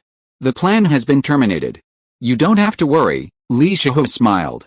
Even if it hasn't been terminated, for the sake of young Masterin, I can't do it again. Thank you very much, Brother Chihua, Jianwen was very satisfied with Li Chihua's attitude. Although the two had some conflicts at first, that was also because of Lin Yi. Now that things have been said and done, Jianwen still wants to cooperate with Li Chihua. Young Masterin, we can say that we know each other through fighting. You and I are both straightforward people. If you have anything to say, just say it. Li Shihua smiled and poured Jianwen a glass of red wine. Because of the previous misunderstanding, the two of them skipped the Tai Chi tricks of greeting each other and got straight to the point of the conversation. Jianwen glanced at the inner box where Su Tai's AO was, and then looked at the people around Li Chihua, wanting to say something but stopping. Li Chihua smiled slightly, naturally understanding what Jianwen meant, waved to his bodyguards, and said, You guys go out first. Yes. The bodyguards left the box without saying a word, then closed the door tightly and stood guard at the door of the box. This is one of ours. Li Shihua pointed at Su Niangua and said, Su Niangua, my confidant. Chapter 361 in Kneeling CPU. Hello, Mr. Su, your name is very endearing, Jianwen broke into a sweat after hearing this. It was a powerful name. Haha, Su Niangua smiled, I'm from the same family as the young Master Su inside. Don't worry, young Masterin, this room is very soundproof. We can't hear anything from inside, right? Jianwen nodded before speaking. Brother Chihua, I'm sure you know what our family does. My eldest brother used to be in charge of Songshan. I don't care what he does, but I've long heard of you, the leader of the underground forces in Songshan, Brother Chihua. So I came to visit you, regardless, Jianwen's words were very comforting to Li Chihua. Li Chihua naturally knew what Jianwen's family did, human organ trafficking. However, when Jianwen's eldest brother, Jian, was around, he had never visited Li Chihua. Relying on the fact that he had a mid-stage yellow rank expert under him, he didn't take Li Chihua seriously. However, at the time, Jian was also engaged in a cash for delivery business. While illegal, it had little to do with the underworld. Li Chihua kept his distance from him and didn't want to create an enemy. After all, A mid-stage yellow rank expert was not to be underestimated. While Li Chihu had even more powerful masters behind him, there was no need for a life and death struggle between the two. Even if Pengzhan was defeated, Li Chihu wouldn't be able to get involved in his business. He had no organ trafficking background, no upstream or downstream partners, and no sales channels. However, despite this, Li Chihu still felt a little unhappy. After all, in Songshan City, engaging in such illegal trade, it would be embarrassing not to come to him to pay respects. Even if he didn't give a small contribution, he should at least offer a drink and a token of his gratitude. Therefore, Li Chihu is quite pleased that Pengzhan Wen had taken the initiative to pay respects. Haha, Master Wen, I'm glad you're thinking this. Don't worry, in Songshan, there's no one or anything Li Chihu, can't handle. If you have any problems in the future, just let me know, Li Chihu said bluntly. However, he was obviously bragging. At least he hadn't handled Lin Yi. Not only that, he also lost 2 yellow rank masters. This loss was a huge loss. Brother Chihu, this time I'm not just here to visit you, but to discuss cooperation, and Pengzhan Wen waved his hand and said with a smile. Cooperation? Li Chihu was slightly stunned. What kind of cooperation could there be between him and her? Brother Chihu, you know that fewer and fewer people are willing to sell their kidneys voluntarily. People are not stupid anymore. My brother used to fool people, saying that it would be fine to have a kidney removed and it would not affect anything. But in fact, the health of people who have had a kidney removed will deteriorate. No one is fooled now, and Pengzhan Wen said helplessly, so, I plan to take action against those homeless people and beggars in Songshan City. Of course, I can't do it without going through you, Brother Chihu, Li Chihu nodded. This Pengzhan Wen is quite smart. If it is just organ trading, he really can't do anything about it. But if he kidnaps people in his own territory, he does it without his approval. It really seems that he doesn't take him seriously. Your idea is good.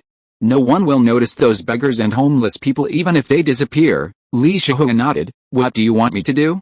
Help you catch people, or help you settle the matter? Haha, it would be best if you could help me catch people, but we can catch them ourselves, and Pengzhan Wen nodded. Of course, I will give a certain amount of dividends to Brother Chihu every month. I won't let you do it in vain. Yeah, Li Chihu nodded with satisfaction. The organ trade is very profitable. It would be a good idea if Pengzhan Wen could give him some money. Of course, if Brother Chihu has someone who recently died, you can send them to me, and Pengzhan Wen said, we have a tacit understanding on this, and I will also give you a share of the profits, no problem. It's a deal, Li Chihu nodded. If it were someone else, Li Chihu would not have agreed so readily, but he knew some things about Pengzhan Wen's family. His eldest brother had been engaged in organ trading for several years, and it had always been very secretive and had never encountered any problems. Therefore, cooperating with Pengzhan Wen should be risk-free. They had established a large-scale trading process and would not be easily exposed. Brother Chihu is really straightforward, and Pengzhan Wen nodded with a smile and raised the red wine in his hand. Although his head was bruised, Pengzhan Wen was still very happy to have negotiated a cooperation. With Li Chihu's support, his business would definitely grow. Moreover, he learned an important news today, that is, Lin Yi was not Chu Mengyao's boyfriend, but his bodyguard. This makes it easier to deal with, but the strategy for dealing with Lin Yi should also be changed.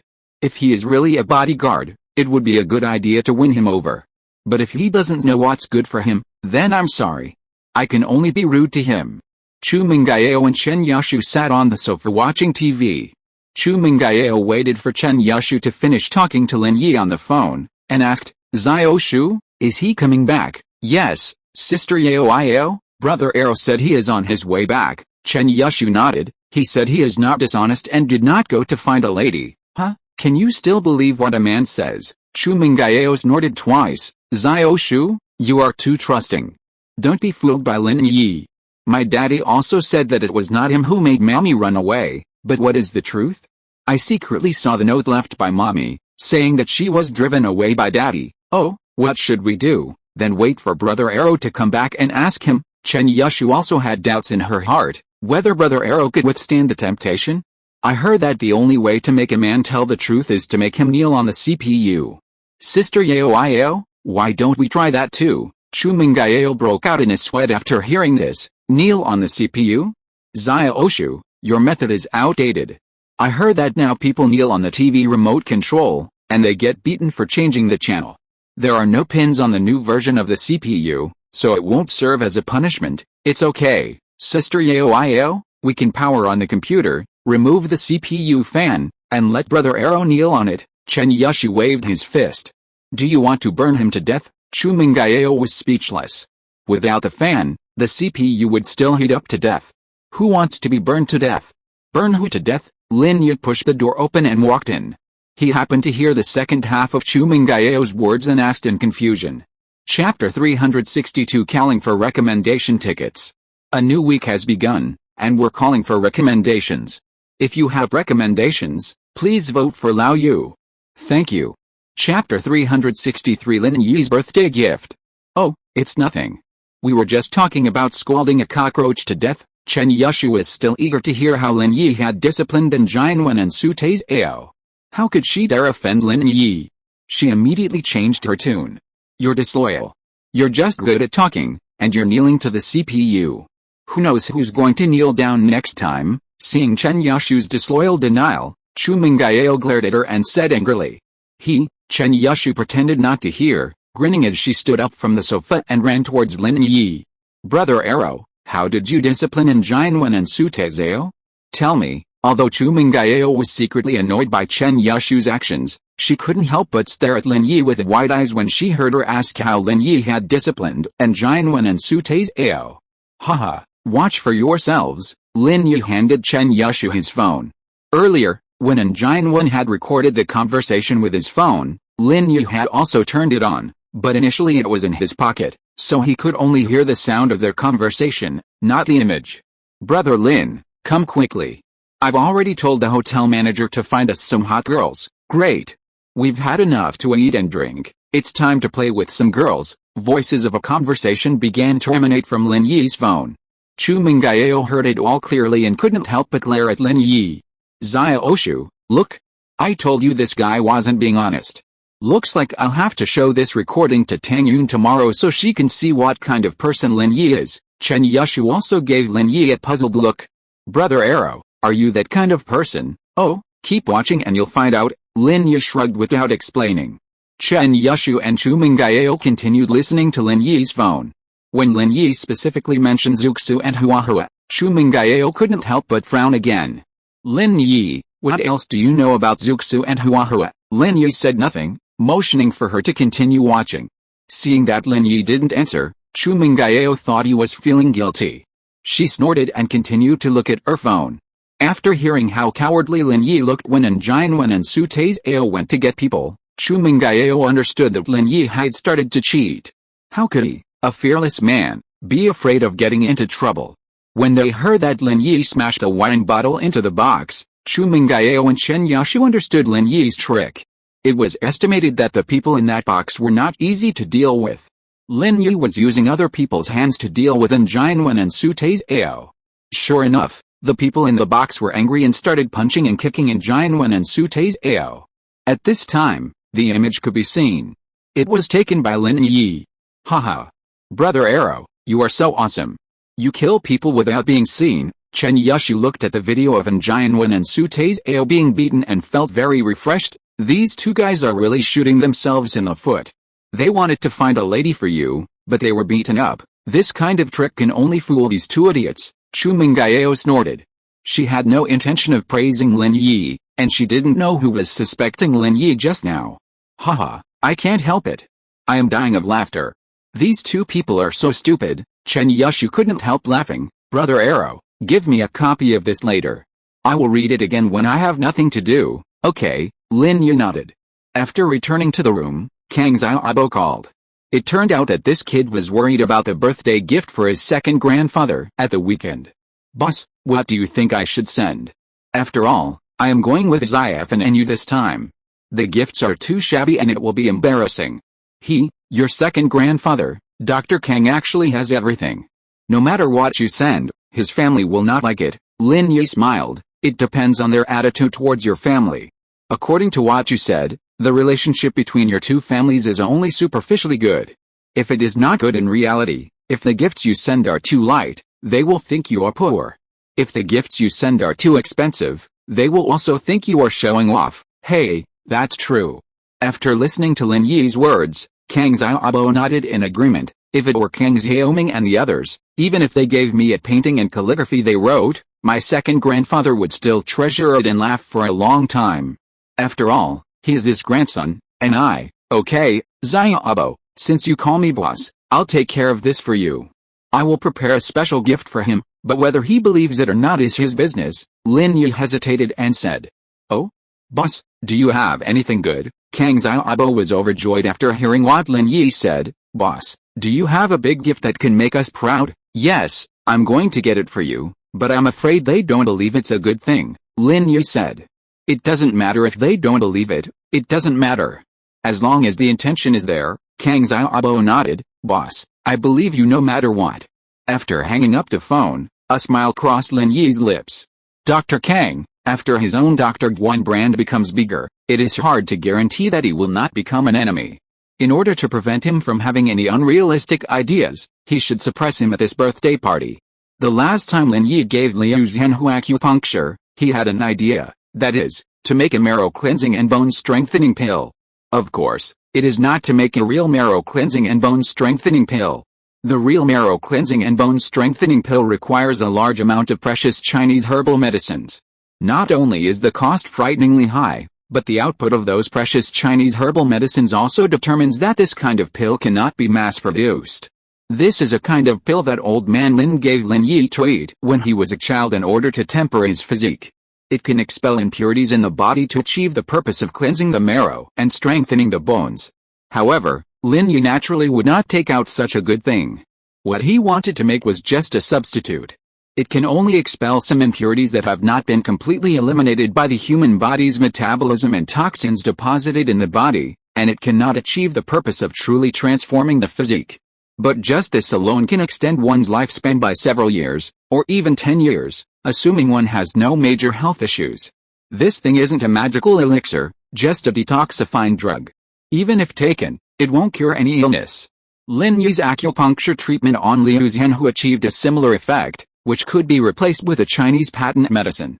This time, when Lin Yi attended Kang Xiaobo's second grandfather's birthday banquet, he was preparing to bring out this very same marrow cleansing and bone strengthening pill, which he renamed the longevity and detoxification pill. This name is more accurate. Chapter 364. The boss has a solution. Of course, even if this thing could be mass-produced, Lin Yi had no plans to do so, nor did he intend to leak the formula. Scarcity makes things valuable, only when they are considered one of a kind will they be wildly sought after. Furthermore, the release of this thing would undoubtedly attract widespread attention and a frenzy of competition. Lin Yi didn't want to be in the spotlight just yet. He only released a few pills, not claiming they were his own creations. Releasing them periodically would also help him maintain a low profile. Originally, Lin Yi had planned to produce a few pills and give them to celebrities attending the grand opening of Dr. Guan's pharmaceutical company, thereby promoting Dr. Guan's reputation. However, giving one pill to Dr. Kang as a birthday gift in advance would be a good idea. If he believed it and saw the effects after taking it, his words would naturally be more convincing. If he didn't, then he would have missed out on such a good thing. Lin Yi had initially planned to wait until after Kang Xiaobo's second grandfather's birthday party to begin preparing the elixir, but the phone call forced him to prepare ahead of time. Fortunately, there was still time. On Saturday afternoon, Kang Xiaobo called, and Lin Yi drove to Ningxi Road Station to pick him up. Tang Yun's father, Tang Zhichen, was going to have surgery on Monday, and Tang Yun had to run around the hospital with her mother, so since she was currently in the hospital, Lin Yi had to pick up Kang Xiaobo first, and then pick up Tang Yun. As for Xiaofan's matter, Kang Xiaobo had already made arrangements with his parents. Lin Yi was his good friend, Tang Yun was Lin Yi's girlfriend, and Xiaofan was Tang Yun's best friend. That was their relationship. Kang Xiaobo's parents had no doubts, but rather thought it was a good thing that Kang Xiaobo was able to bring his classmates along. After all, Kang Xiaobo had been very reluctant to go to his second grandfather's house before. Although the people there were very enthusiastic in inviting him, Kang Xiaobo still ignored them. Kang Xiaobo's parents had no idea that Kang Xiaoming had been mocking Kang Xiaobo in private, but was just pretending to be normal on the surface. The car stopped at the Ningxi Road Station. Kang Xiaobo opened the door and got in. Boss, let's go pick up Xiaofen first. She is at home, Lin Yi nodded. Xiaofen's family lived in a shanty town, and Lin Yi was already familiar with the place. Oh, Xiaofen doesn't want to go. They had agreed on it, but now she backs out, Kang Xiaobo sighed after getting in the car. Although I persuaded her for a long time and she reluctantly agreed, who knows if she will regret it later. This is normal. After all, going to see Kang Xiaoming is an eternal pain in her heart. Although she has made mental preparations before, it is understandable that she would back off when the time comes, Lin Yi said. After all, Kang Xiaoming hurt her.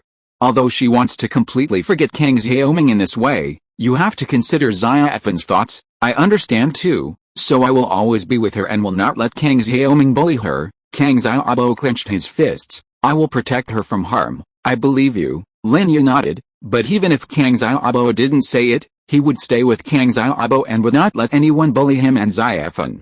Lin Yi parked the car downstairs of Xiaofen's house. Kang Xiaobo went upstairs to pick up Xiaofen. Lin Yi sat in the car and called Tang Yun. Hello, the phone was quickly picked up, and Tang Yun's low voice came from the other end. Lin Yi, have you arrived? My dad has fallen asleep, so I can't speak loudly. Not yet. I'm accompanying Xiaobo to pick up Xiaofen, Lin Yi said. I'm downstairs at Xiaofen's house. I'll pick you up in a while. Yeah, Tang Yun replied softly, but before she could finish her words, Lin Yi heard Tang's mother's voice coming from the other end of the phone. Yuner, is that Xiaolin? Go and play quickly. You're not needed here. I'm here. Your dad hasn't had surgery yet, so you don't need to take care of him. Then, Tang Yun's somewhat embarrassed and helpless voice said, Okay, Mom, I get it. You don't have to worry. I'll leave in a while. Okay, haha. Lin Yi smiled and hung up the phone. Kang Xiaobo had already helped Xiaofen down the stairs. Xiaofen had a limp, which was very obvious when she walked. She usually used a wheelchair at home, but it was obviously not appropriate for her to use a wheelchair today. I told you to carry me down, but you refused. Look, you almost fell, didn't you? Kang Xiaobo saw Xiaofen stumble and nearly fall at the door to her apartment building, and instinctively rushed to help her. Xiaofen was dressed stylishly and innocently today, wearing a candy t-shirt and cropped jeans, her hair carefully styled, and light makeup. After her recent hospital stay, she had shed her usual sickly image. Adding a pair of delicate sunglasses, she had a youthful, girlish air, similar to Tang Yun's style. No wonder they were close friends. It's easy to imagine that Xiaofen must have once had numerous admirers, comparable to Tang Yun. However, a twist of fate forced her to drop out of school and remain home on sick leave. If it weren't for Kang Xiaobo, Xiaofen would have struggled to leave her home again. While Xiaofen's heart hasn't fully opened up yet, she's much more cheerful than before. If it weren't for her leg problems, Xiaofen would be even more radiant. Xiaofen looks very beautiful today, Lin Yi said to her in admiration. A girl like Xiaofen is currently extremely lacking in self-confidence, so constant encouragement is necessary. Really? Xiaofen lowered her head in surprise. I was worried Xiaobo would be embarrassed. How could that be? I'll be so proud to take you out, Kang Xiaobo said. How could I be embarrassed with such a beautiful girl as your companion? But my leg. Xiaofen knew Kang Xiaobo was trying to comfort her. At least, his parents wouldn't dare to tell the truth. Don't worry, the boss said he can cure you. He has a way, Kang Xiaobo said, then gave Lin Yi a look. Isn't that right, boss? Kang Xiaobo wanted Lin Yi to comfort Xiaofen. Even if he couldn't cure Xiaofen's leg right now, he hoped Lin Yi could give her confidence. After all, Xiaofen knew that Lin Yi was a medical professional. Xiaobo, stop comforting me. The doctors at the hospital said there's no hope. Xiaofen sighed, her expression somewhat gloomy. It's possible to cure it, but it requires some herbs, which I'll need to get back home, Lin Yi said. Your leg is only a nerve problem, not a bone problem, so the hospital can't do anything. The human body's nerves are relatively fragile and mysterious tissues. If the nerves are necrotic, surgery is often incurable. But from the perspective of traditional Chinese medicine, it's just that the meridians are blocked and not flowing smoothly. As long as the meridians are opened up, you can recover. If you're listening to this novel on a channel other than Fanfic World, it means they downloaded and uploaded it without effort. We cordially invite you to visit our channel, Mundo Fanfic Novelis.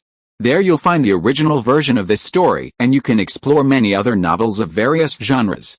We're waiting for you to immerse yourself in a world of incredible novels.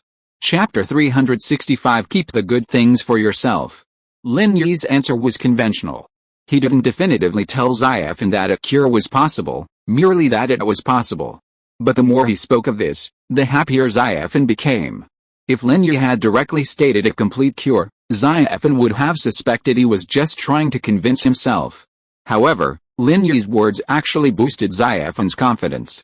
"Lin Yi, can you really cure my leg?" Xiaofan was surprised and delighted. Even Kang Xiaobo looked at Lin Yi with anticipation. "Yes, but don't worry," Lin Yi smiled. "That's not a problem." Lin Yi had several nerve-stimulating drugs at home, drugs his old man had prepared to stimulate his own potential. However, after practicing the Xuanyuan dragon taming technique, he no longer needed them to improve his physique, so he put them aside. Since Lin Yi didn't need them himself, he hadn't bothered to research potential stimulating drugs. Even if he didn't return home to pick up the drugs, he could simply research them when he had time, or call old man Lin and ask for the formula. Yeah, Xiaofan nodded excitedly. She'd always dreamed of walking like a normal person, and now Lin Yi had given her hope, instantly brightening her spirits. Kang Xiaobo was delighted by Xiaofan's transformation, and throughout the journey, he regaled her with interesting stories from school, including Lin Yi's heroic deeds like slapping Zhu Ruiming and kicking Zhong Pinliang. "Yunayan is so lucky to have found your boss, who's such a kind man and treats her so well." Xiaofan was also delighted that Tang Yun had found Lin Yi. Lin Yi was infinitely better than Kang Xiaoming. "Isn't Xiaobo good to you too?" Lin Yi quipped. "Yeah, I'm the boss's younger brother, so naturally I inherited his good traditions," Kang Xiaobo declared confidently. "Haha," Xiaofan chuckled. "Inherited? You're not his biological child?" Lin Yi picked up Tang Yun downstairs at the First People's Hospital. Tang Yun saw Xiaofan as she got in the car, and was startled, a little disbelieving. "Xiaofan, you're so beautiful." Tang Yun rubbed her eyes. After so many years, she'd become accustomed to Xiaofan's sickly appearance, but she hadn't expected Xiaofan to look so stunning even after getting dressed up. Yun, stop kidding me. How can I be as pretty as you?" Xiaofan said this, but she was still very happy inside. She couldn't compare to Tang Yun, who was already very beautiful without makeup, but compared to others, Xiaofan was still far superior. Women dress to please themselves. "That's absolutely true. Did you dress up for Kang Xiaobo?" Tang Yun joked. "You're talking about me, Yun. Why aren't you wearing your school uniform today? This dress of yours is so beautiful. I've never seen you wear it before." Xiaofan brought the conversation back to Tang Yun. "This," Tang Yun blushed. This dress was the one Lin Yi had bought her at the night market. Since she was angry with Lin Yi, she had left it in the closet and never worn it. Now that they were on good terms, Tang Yun naturally dug it out and put it on. "I gave it to her," Lin Yi smiled. "Oh," Kang Xiaobo and Xiaofan nodded as if they understood. "How could that be? I clearly gave you 50 yuan. Tang Yun glared at Lin Yi. "Since you said it was a gift from you, when will you return it to me?" Lin Yi knew that Tang Yun was just joking and would not really ask for money. "By the way, boss, where is the birthday gift you prepared?" Kang Xiaobo suddenly remembered this important thing. "Here." Lin Yi took out an exquisite little box with an antique style from his pocket and handed it to Kang Xiaobo. "Oh? What is this? It looks like something high-end." Kang Xiaobo took the box, opened it and took a look. He couldn't help but wonder, "Boss, what is this black pill?" "Longevity and detoxification pill," Lin Yi said, a name he had just come up with. "Longevity and detoxification pill," Kang Xiaobo repeated the name in surprise. "How come I've never heard of this thing? A miracle doctor gave it to me, and there aren't many of them," Lin Yi said. "After taking this pill, you can quickly expel impurities and toxins from your body, achieving the purpose of longevity. After taking it, you can extend your life by 5 to 10 years. Holy crap. Such a good thing? No way, boss, why would you give him such a good thing?" Kang Xiaobo's words left Tang Yun and Xiaofan in the car speechless. "Isn't he your second grandfather?" Lin Yi was also speechless. "That's true, but he hasn't been kind to my family over the years. I might as well give this good thing to Xiaofan myself." Kang Xiaobo wanted to say that he had eaten it himself, but then he thought of Xiaofan beside him and said. Xiaofan was a little touched, but still said, "We are young, so we don't need to take this, right?" Xiaofan is right, Lin Yi nodded. "You are young, even if you detoxify, you can't excrete much. It is especially effective for the elderly, so that's how it is." Kang Xiaobo suddenly realized after hearing it, but it would be a pity to give such a good thing to him. "It's better to keep it for yourself. I still have some when you need it. I'll save it for you." Lin Yi smiled. "This is better for your second grandfather." "Okay." Kang Xiaobo looked at the pill with some pain. "Boss, you didn't lie to me. Is this thing really so magical?" "It's not magical. It's based on science. The more toxins deposited in the human body, the greater the harm to the human body, especially for older people. If you don't pay attention when you are young, the toxins in the body will accumulate more and more." Lin Yi explained, "The function of this thing is to excrete toxins from the body. As for other functions, it really doesn't have any." "Is that so?" Kang Xiaobo nodded in understanding. "Okay, then since he is my second grandfather, I'll give it to him." Lin Yi drove to Donghae City, the provincial capital. Donghae City is the provincial capital, not far from Songshan City but not too close either, about a 3-hour drive. Lin Yi's shabby van couldn't drive very fast. What took other cars more than 3 hours, Lin Yi had to drive for more than 4 hours. There was no other way. The car couldn't speed up, otherwise it would easily fall apart. When the four of them arrived at Donghae City, the provincial capital, it was already past 6 in the evening. "Where are we going?" After getting off the highway, Lin Yi was completely lost for directions, and he knew nothing about the provincial capital, Donghae. "Wait, let me call and ask." Kang Xiaobo motioned Lin Yi to park the car on the side of the road first, and then called his parents. Chapter 366 Master's Old Story. Kang Xiaobo's parents had left in the morning, but because Kang Xiaobo said he'd come with a classmate, they didn't wait for him. The call went through, and it was Kang Xiaobo's father who answered. "Xiaobo, have you arrived yet?" "Yes, we just got off the highway and are at the entrance to Donghae," Kang Xiaobo said. "Dad, where do you live?" "I'll come find you. I'm staying at the Chu Mengyao Hotel." Kang's father sighed and remained silent for a long time. "Dad, what's wrong with you?" Kang Xiaobo was slightly stunned, and felt that his father seemed to have something to hide. "Dad, where are you?" "I'm in the hotel arranged by your second grandfather's family," Kang's father said. "But Xiaobo, you should take your classmates to stay in another hotel, a higher-end one, and don't neglect them." "Ah." Kang Xiaobo was stunned. "Dad, why do you live outside?" "Did my second grandfather's family book a hotel?" "Hey, your second grandfather's family only reserved one room for our family of 3, Kang's father said. "You can't come back and live alone, can you?" "Didn't I tell them that I was going to bring my classmates here before?" Kang Xiaobo got a little anxious when he heard his father's words.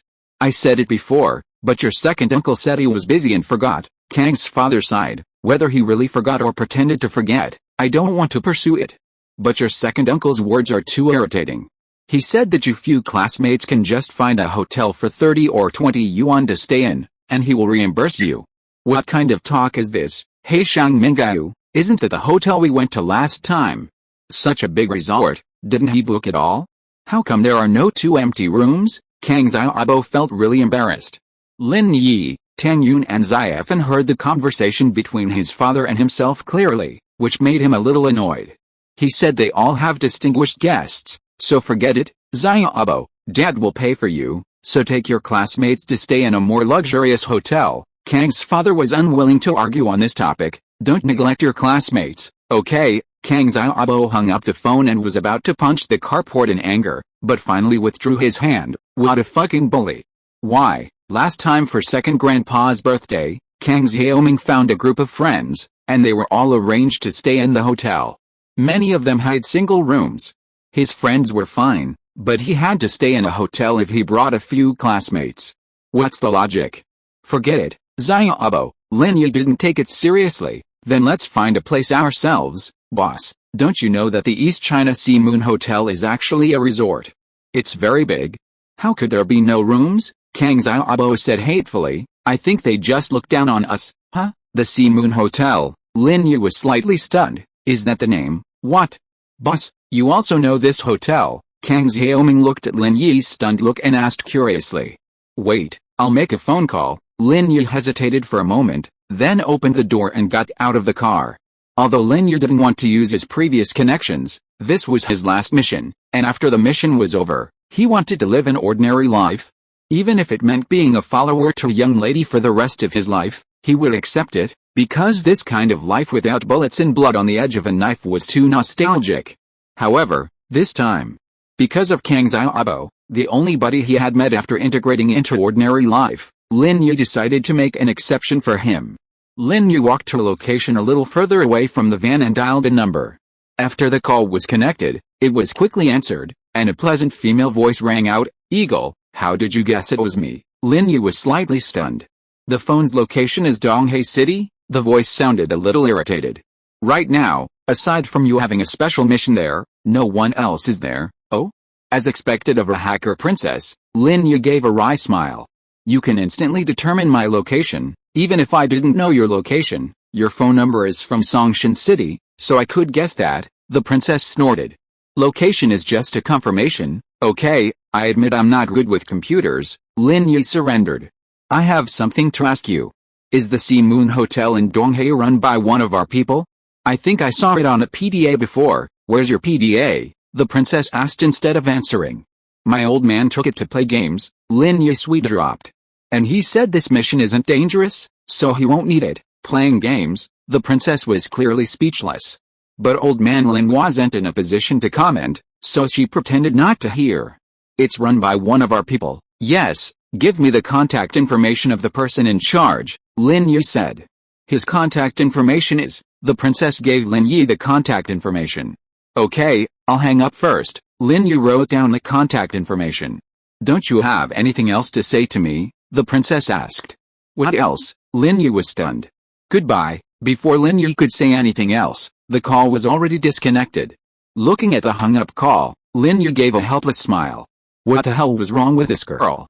What Lin Yi hadn't expected was that the owner of the East China Sea Moon Resort was not only one of his own, but also an old acquaintance of his master. Although he had never met him, he had heard his master mention him more than once. Lin Yi dialed the number provided by the princess. "Hello, who are you looking for?" a deep male voice echoed after the call connected. "Uncle Yan," Lin Yi asked tentatively. "Who are you?" The man called Uncle Yan was a little unsure of who this person was. "I'm Lin Yi," Lin Yi said his name.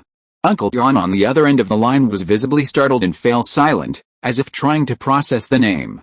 After a moment, he tentatively asked, "The boss's last disciple." "It's me," Lin Yi said.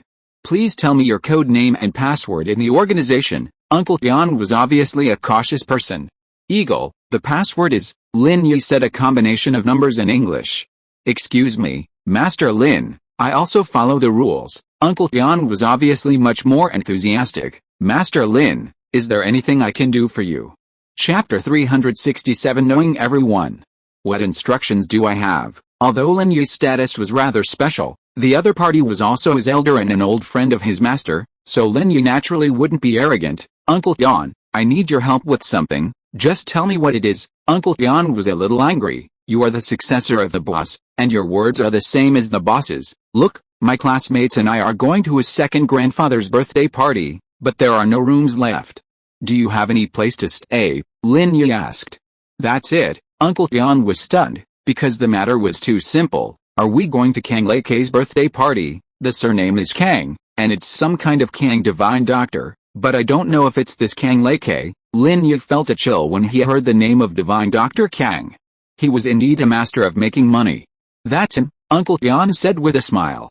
"The resort is owned by the Kang family, but I have a private villa that's not open to the public. You can just come over." "Okay, I'll go there now and call you when I get to the resort," Lin Yi instructed. "I'm a student right now." "I understand," Uncle Yan said with a smile. He wouldn't ask too much about Lin Yi's identity or what he was going to do. Lin Yi hung up the phone, got back in the car, and said to Kang Xiaobo, "Done. Let's go." "Where to?" Kang Xiaobo was stunned. "To that Sea Moon Resort," Lin Yi said, starting the car. "There's room at the resort, boss." "Have you found some connections?" Kang Xiaobo suddenly became excited. "Can we stay at the Sea Moon Hotel too?" "Yeah," Lin Yi nodded. "The owner of the hotel is an elder of mine." "Holy crap, boss, you're amazing." Kang Xiaobo was immediately impressed. His eyes were burning with passion. He could finally hold his head high. Hadn't his second uncle forbidden him to stay there? I'll just stay there. It doesn't matter if he doesn't have a room. I don't need him to prepare one, I'll have one myself. Seeing Kang Xiaobo so excited, Tang Yun glanced at Lin Yi with some curiosity. This guy seemed to have a solution for any problem. Did he know the owner of the East China Sea Moon Hotel? He knew quite a few people. Oh, don't be angry. Not only do we have rooms, but we're staying in villas, Lin Yi consoled Kang Xiaobo with a smile. Villas? No way, Kang Xiaobo's eyes widened. I heard that the Sea Moon Hotel only has 30 independent villas, of which only 20 are open to the public, and 10 are privately owned. Boss, you know the owner, so you must have a private villa to stay in. Although Lin Yi didn't know where the Sea Moon Hotel was, he removed the GPS from Chen Yashu's Beetle and installed it in his car before leaving. It was a very famous hotel, and Lin Yi searched on the navigation system and had a clear route map. Kang Xiaobo's second uncle, Kang Xiaoming's father, was standing at the entrance of the Donghe Sea Moon Resort with Kang Xiaoming, greeting guests. Kang Xiaobo's eldest uncle, now the president of Kangshan Medical Pharmaceutical Group and a far more prominent figure than Kang Xiaobo's second uncle, was currently accompanying several important guests inside the hotel. Boss, that's my second uncle, and the one next to him is Kang Xiaoming, Kang Xiaobo introduced to Lin Yi, pointing to a figure not far away. Xiaobo, Xiaofan vaguely saw the figure and closed her eyes in fear. This was the person she had longed for. But Xiaofan couldn't quite articulate her feelings towards him. Attachment? Hatred? Fear? Kang Xiaobo clutched Xiaofan's hand, soothing her. It's okay, it's okay. Boss and I are here. No one will bully you. I'm still a little scared, Xiaofan said, her whole body tense, clutching Kang Xiaobo's hand tightly, not daring to let go. It's okay. If you're not ready, just lie down and close your eyes. It's okay, Kang Xiaobo comforted. Yet, Xiaofan nodded, followed Kang Xiaobo's instructions, closed her eyes, and lay down. Ding ding, Lin Yi honked twice in front of the railing of the resort's driveway. Kang Xiaoming glanced at Lin Yi's car, and immediately walked over impatiently, complaining to a security guard beside him, "Can't your hotel's delivery truck go through the back door? How many times have we told you? Going through the front door will affect the guest's mood." "Yes, Mr. Kang," the security guard apologized carefully, but when he looked at the license plate of Lin Yi's van, he was a little confused. He didn't recognize this car? Was he delivering goods to the hotel?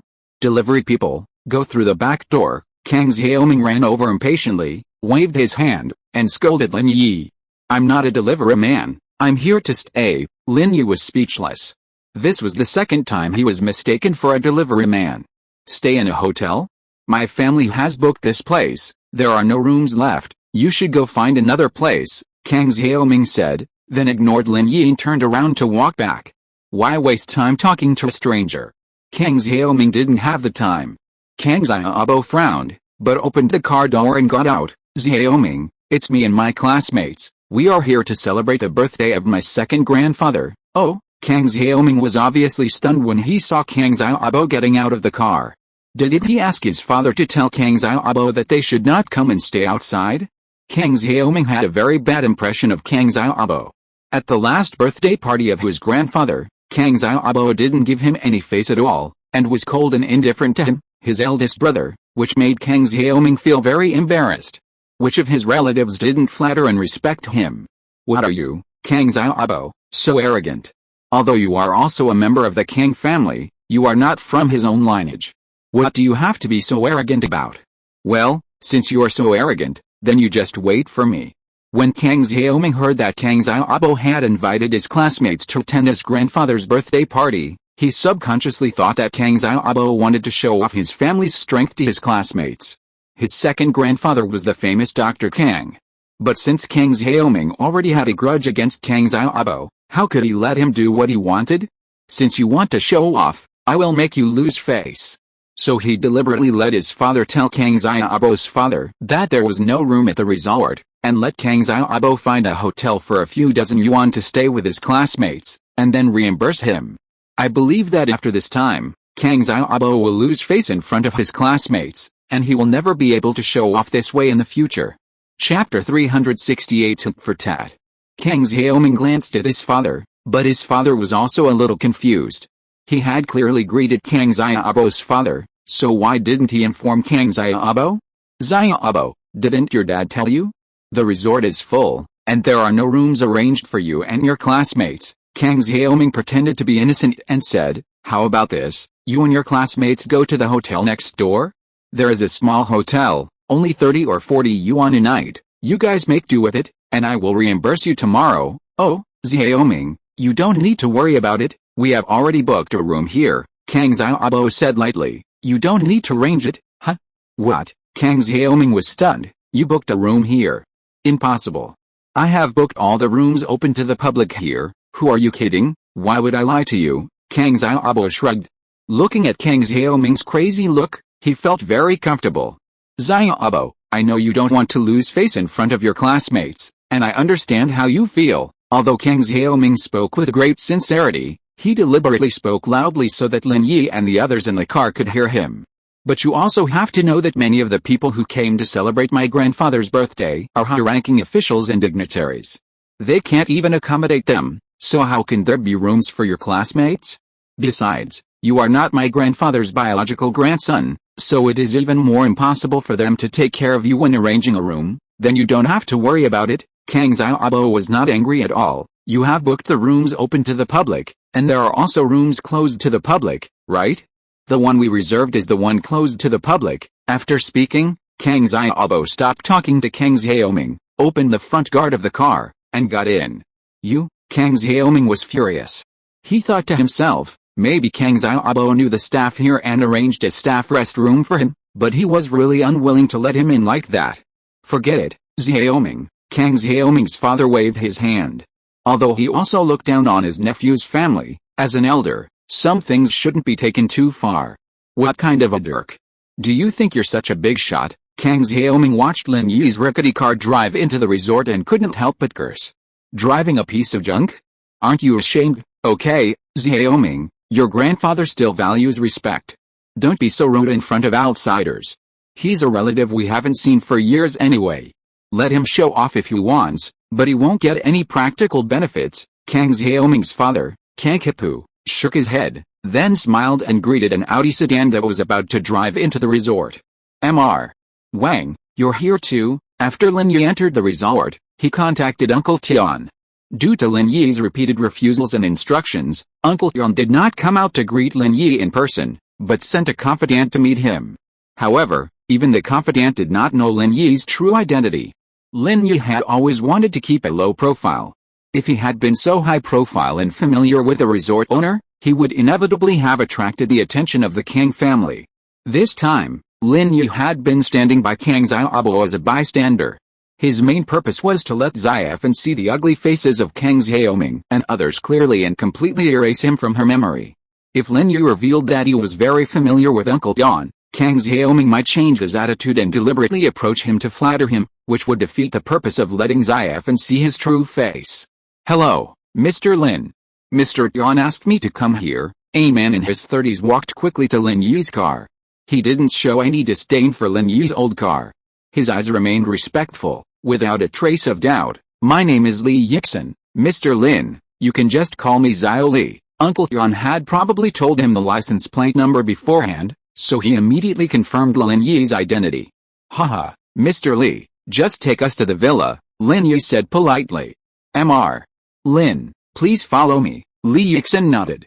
Shall I get in the car, or do you take mine? Li Yixin said, pointing to a commercial vehicle parked nearby. Mr. Li, please get in. I can drive myself, Lin Yi said.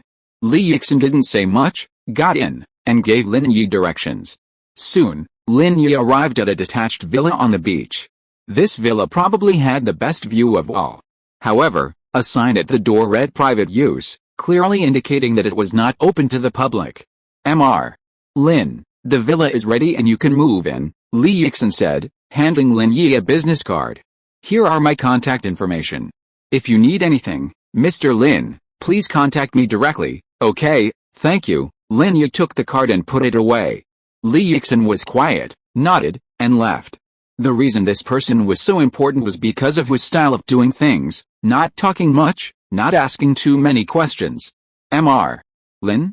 Boss, You're not really the eldest son of a wealthy family, are you? Didn't you say you just have a rich relative? Kang Xiaobo heard Li Yixin call Lin Yi Mr. Lin before, and immediately looked at Lin Yi excitedly. Boss, confess quickly, are you the legendary rich second generation? Do I look like one? Lin Yi smiled bitterly. Your brother is. Hey, Xiaofen. Kang Xiaobo was about to make a few more jokes, but when he lowered his head, he saw Xiaofen was already in tears. He was so scared that his heart was about to explode. Xiaofen, don't cry, what's wrong with you? Lin Yi Tangyun heard Kang Xiaobo's call, turned around, and saw Xiaofen with tears on her face. However, Lin Yi Tangyun didn't know what to say, because this was also expected. Xiaofen saw Kang Xiaoming again.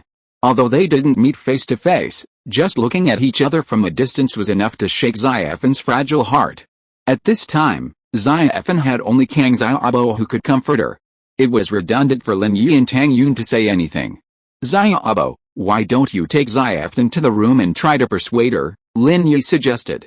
Okay, Kang Xiaobo nodded and agreed, then ran into the villa with Xiaofen in his arms. Let's wait a while before going in, Lin Yi sighed, parked the car in front of the villa, and turned off the engine. Xiaofen is so pitiful, Tangyun also sighed, looking at the backs of Xiaofen and Kang Xiaobo, and shook her head. I hope she can completely get out of the shadow this time, Tangyun said. Give Yuan some votes for recommendation. Chapter 369. Do you dare? I hope so, Lin Yi nodded. Every family has its own problems. Kang Xiaobo's family seems quite complicated, with weak family ties. Yes, even wealthy families like them are sometimes worse off than us poor folks, Tangyun agreed. Without so much wealth, there aren't so many worries. By the way, how's your brother doing? Lin Yi suddenly thought of Tangyun's cousin. I gave him the money, and he should have returned it. He hasn't called in the past few days. I've been busy at the hospital with Mom about Dad's surgery, Tangyun said, but don't worry, I will definitely return the money. Oh, I don't mean to ask you to pay it back. Don't overthink it, and don't put too much pressure on your brother, Lin Yi said. Yeah, Tangyun said softly, looking up. You really don't need me to pay it back, no, Lin Yi said. Why are you so nice to me? Tangyun was a little excited, staring at Lin Yi without blinking. Isn't it good? Lin Yi scratched his head, a little overwhelmed by Tangyun's direct gaze. Tangyun burst out laughing. A serious topic had been transformed into something hilarious by Lin Yi's words. Then, do you dare to be nicer to me? Tangyun had wanted to ask Lin Yi if he wanted to be with her forever, but Lin Yi's answer made it difficult for her to ask further. However, it was better not to ask, to avoid awkwardness for both of them. Who could tell what would happen in the future? So, for the first time ever, Tangyun also joked with Lin Yi. I dare, Lin Yi nodded. Tangyun laughed happily. You said it, how are we staying tonight? Lin Yi suddenly thought about the night's accommodations and felt a little excited. Kang Xiaobo should be staying with Xiaofen, so what about Tangyun and him? Lin Yi couldn't help but get excited. Could he and Tangyun share a room? Of course, Xiaofen and I will. How could Tangyun not guess what Lin Yi was thinking? With a snort, she said, don't even think about that nonsense. It's impossible before we get married. Oh, Lin Yi sweet dropped. Tangyun had seen through his thoughts. However, Tangyun thought again that getting married seemed a bit too much to ask. At least nowadays there are many lovers who live together before marriage. She was afraid that Lin Yi would be disappointed, so she added, at least it is impossible before you take me to meet your parents. I am actually an orphan. Lin Yi sighed with some self-mockery. Huh? Tangyun's eyes widened, staring at Lin Yi in disbelief. You're an orphan? Yes, Lin Yi nodded. I don't even know who my biological parents are. I'm sorry. Tangyun had never expected Lin Yi to be an orphan, which made her earlier words seem a bit inappropriate. I didn't know you were an orphan, so forget it. Oh, it's nothing. I'm used to it. Lin Yi shook his head indifferently. But I have an old man who raised me at home, and a strict master. In fact, they are my elders.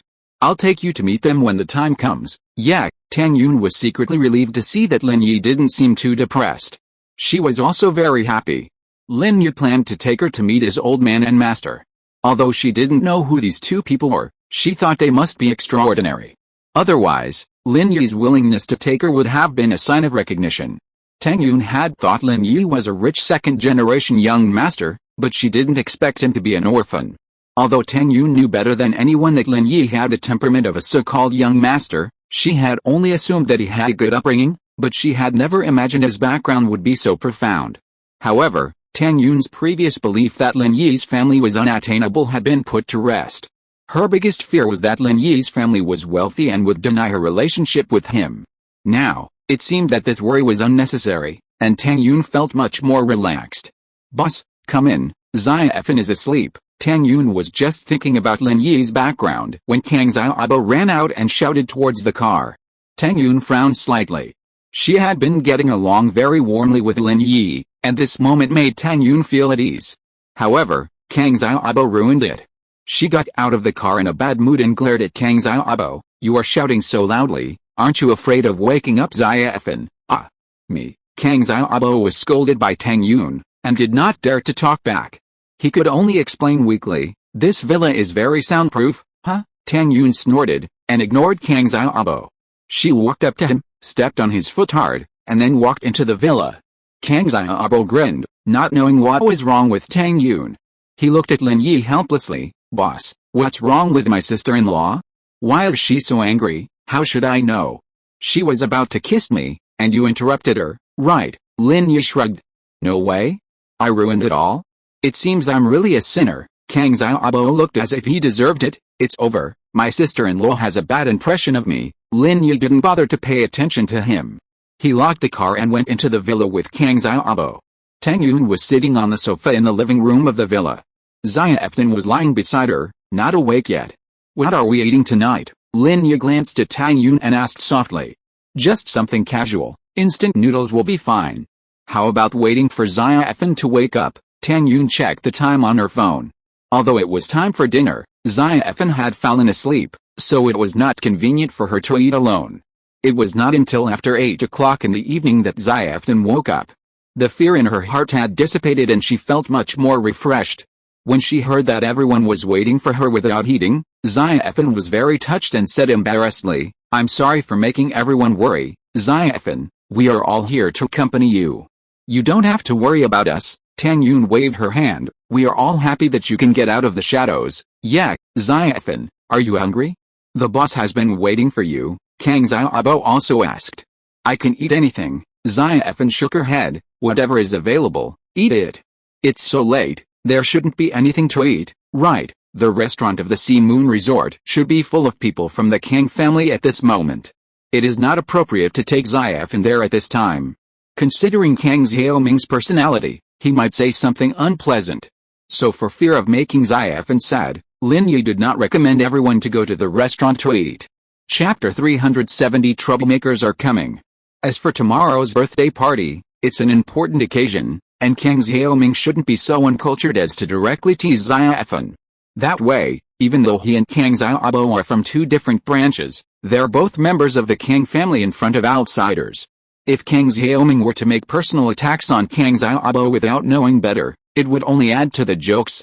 So tomorrow is the best time to take Xiaofan out and put her and Kang Xiaoming to rest. After Kang Xiaobo presented the birthday gift, he and the others quickly left.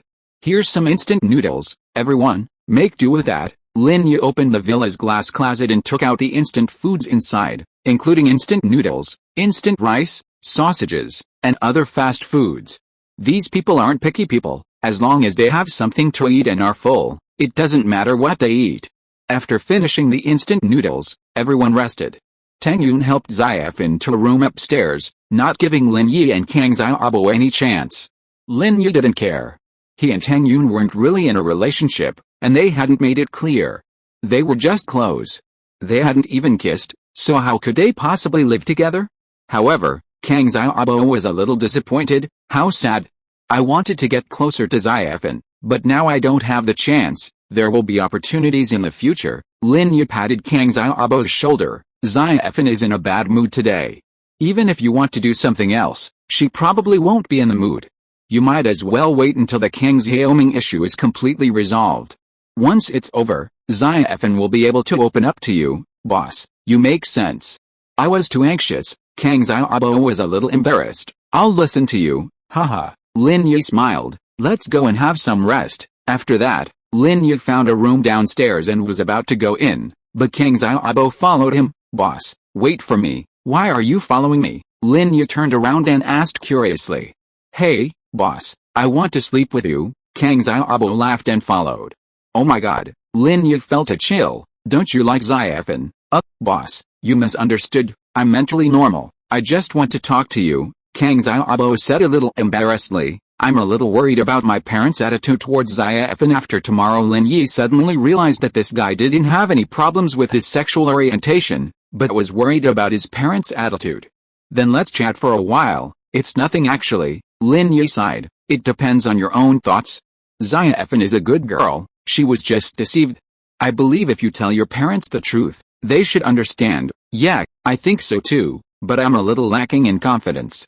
I always think that when I can make a career with Xiaofen and make them look at me with admiration, I will tell them about this matter.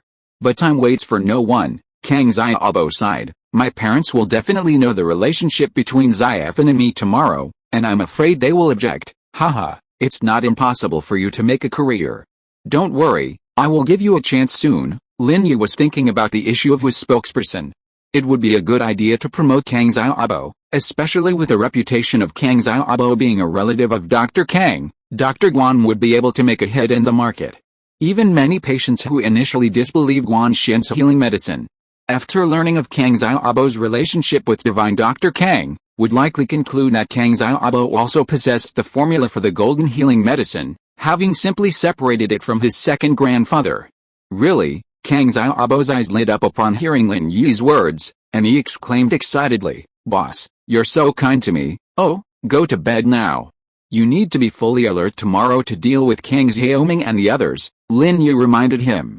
"Yes, I'll go to bed then." Kang Xiaobo nodded repeatedly, then turned and left, finding a room to move into. The next morning, around 9 o'clock, Lin Yi, Kang Xiaobo, Tang Yun, and Xiaofen left the villa. They had instant noodles for breakfast again. Although Li Yixin wanted to bring Lin Yi something to eat, the boss hadn't asked, and since Lin Yi hadn't called, Li Yixin felt it was inconvenient to disturb him. Yesterday's confrontation at the resort gate had left Kang Xiaoming feeling humiliated. He, a direct descendant of divine Dr. Kang, couldn't even get a collateral branch, which infuriated him. In the evening, he specifically found a familiar waiter and asked him to help find out which waiter's room Kang Xiaobo and his group were staying in. He wanted to bring people to humiliate them, but he couldn't find out, so he had to give up and let them go. Because there was no way they wouldn't show up today. Today was Grandpa's birthday party, and Kang Xiaobo and his group would definitely come to the birthday party, so Kang Xiaoming took a few followers and waited at the door of the banquet hall. When Kang Xiaobo and his group came, he would humiliate them. Did you all remember what the second young master Kang said? One of Kang Xiaoming's men named Zhu Xiaoxiang gave the security guard at the door of the banquet hall a few banknotes and asked them in a very arrogant manner. Remember. Don't worry, Brother Zhu, a man who looked like a security team leader took the banknotes and said respectfully.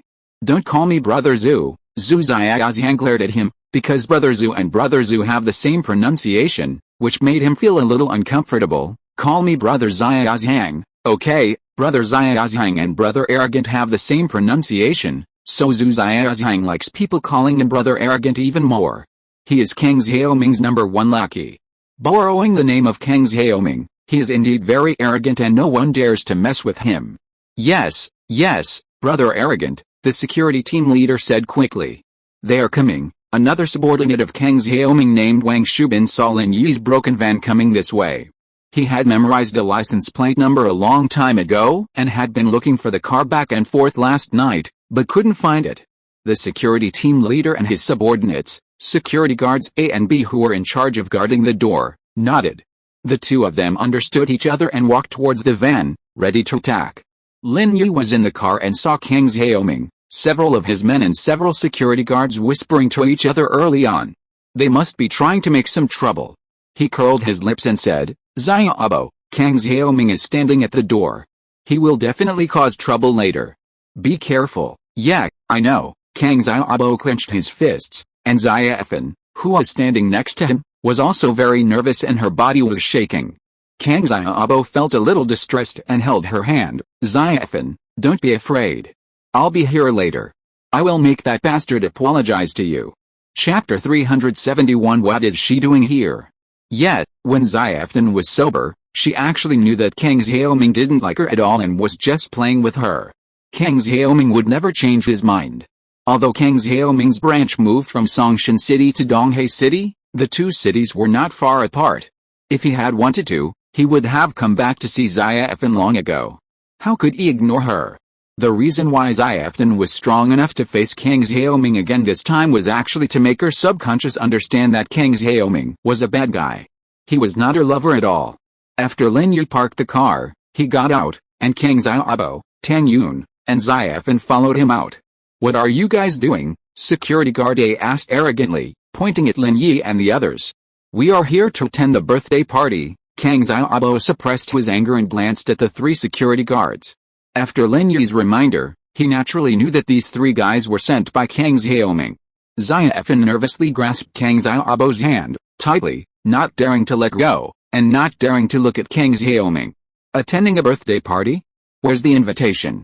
Show it to me. Security guard B stretched out his hand and asked. I'm attending my second grandfather's birthday party. Why do I need an invitation? Kang Xiaobo frowned. Your second grandfather?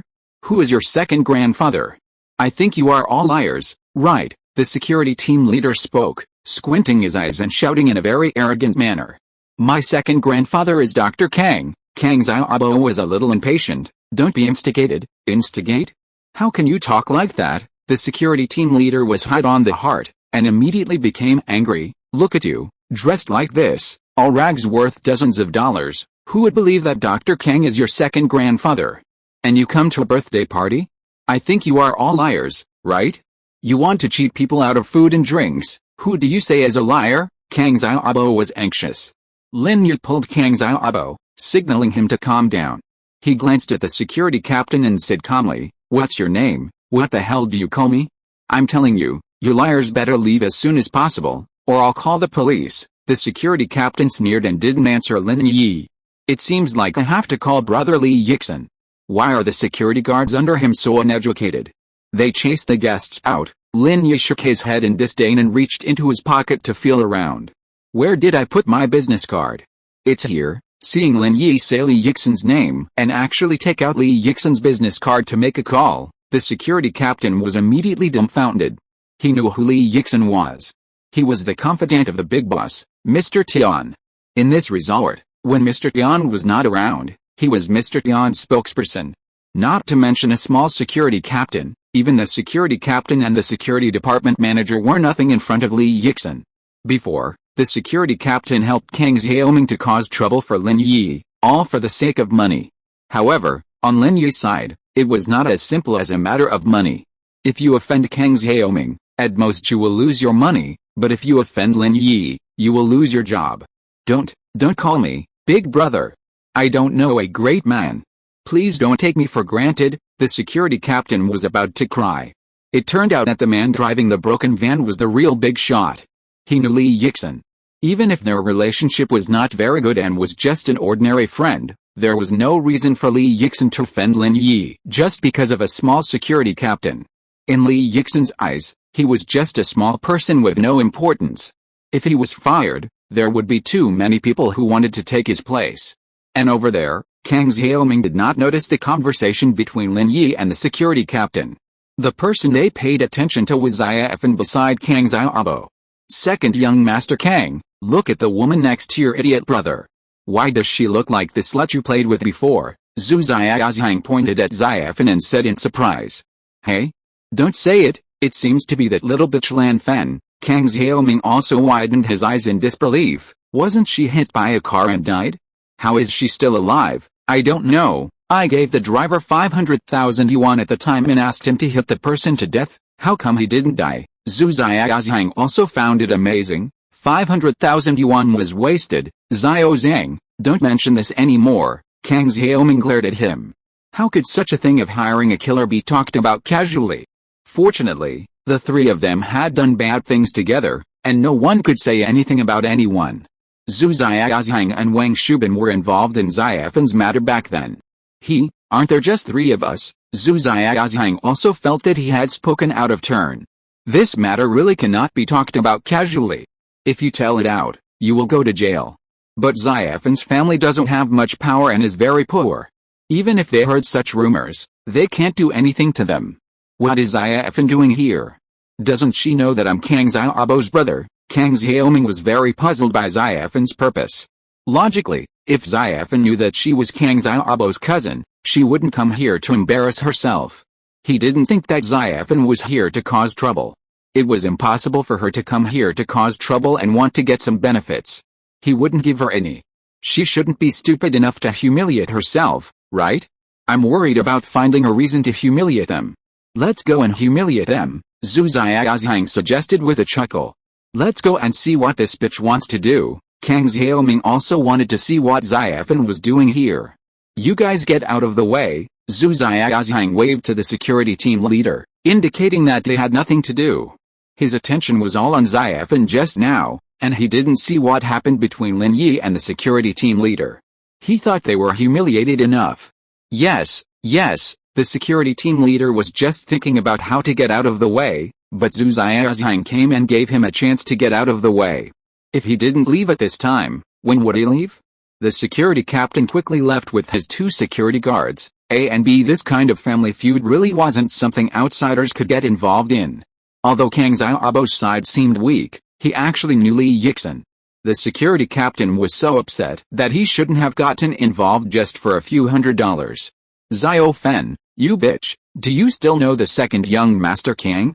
Why are you here? Zhu Xiaozhang walked over arrogantly, pointed at Xiaofen, and yelled. Please vote for me.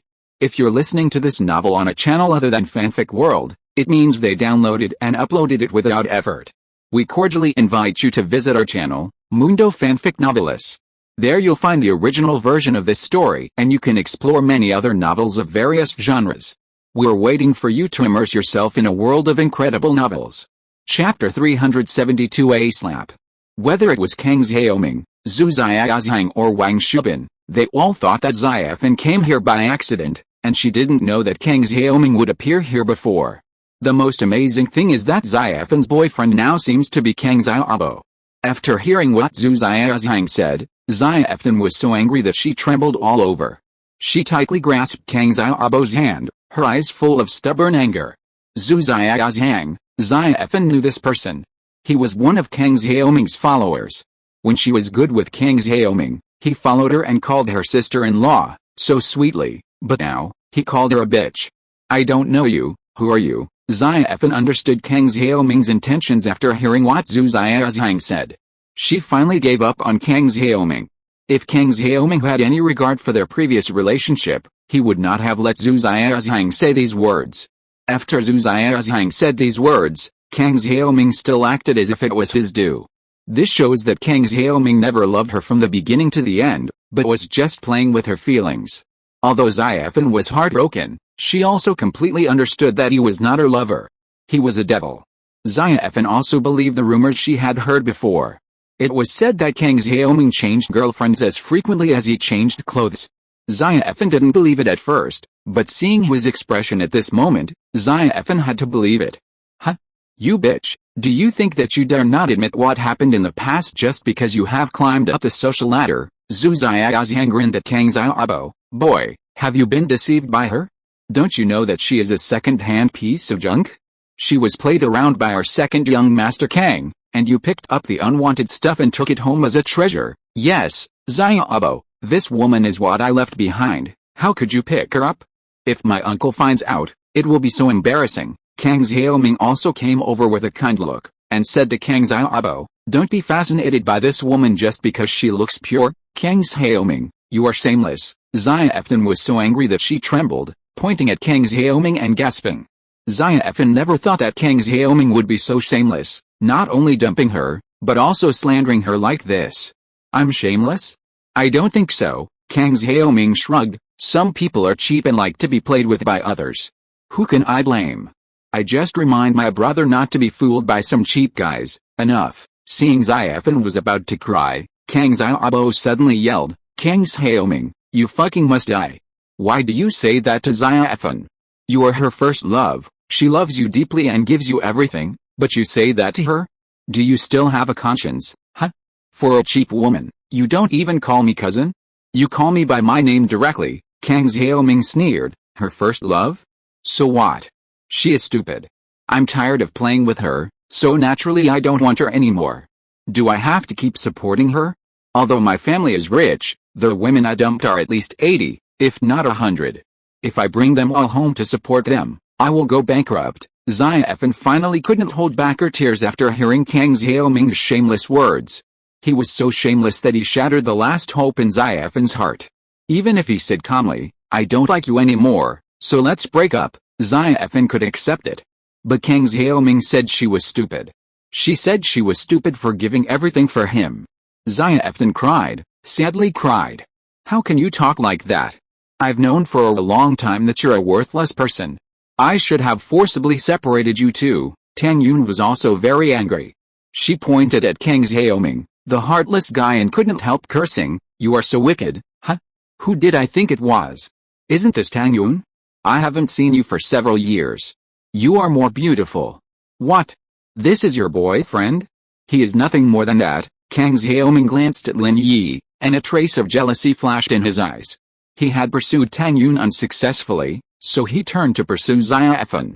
He was still brooding over the fact that he didn't get Tang Yun. Driving this broken car is really cheap. Tang Yun, I didn't expect you to have such bad taste. That's right, follow our second young master Kang, and I will buy you a car worth 200,000 tomorrow. Zhu Xiaozhang jumped out and began to promise Tang Yun, you have no future if you follow this stupid guy. Lin Yi originally didn't want to get involved in Kang Xiaobo's family affairs.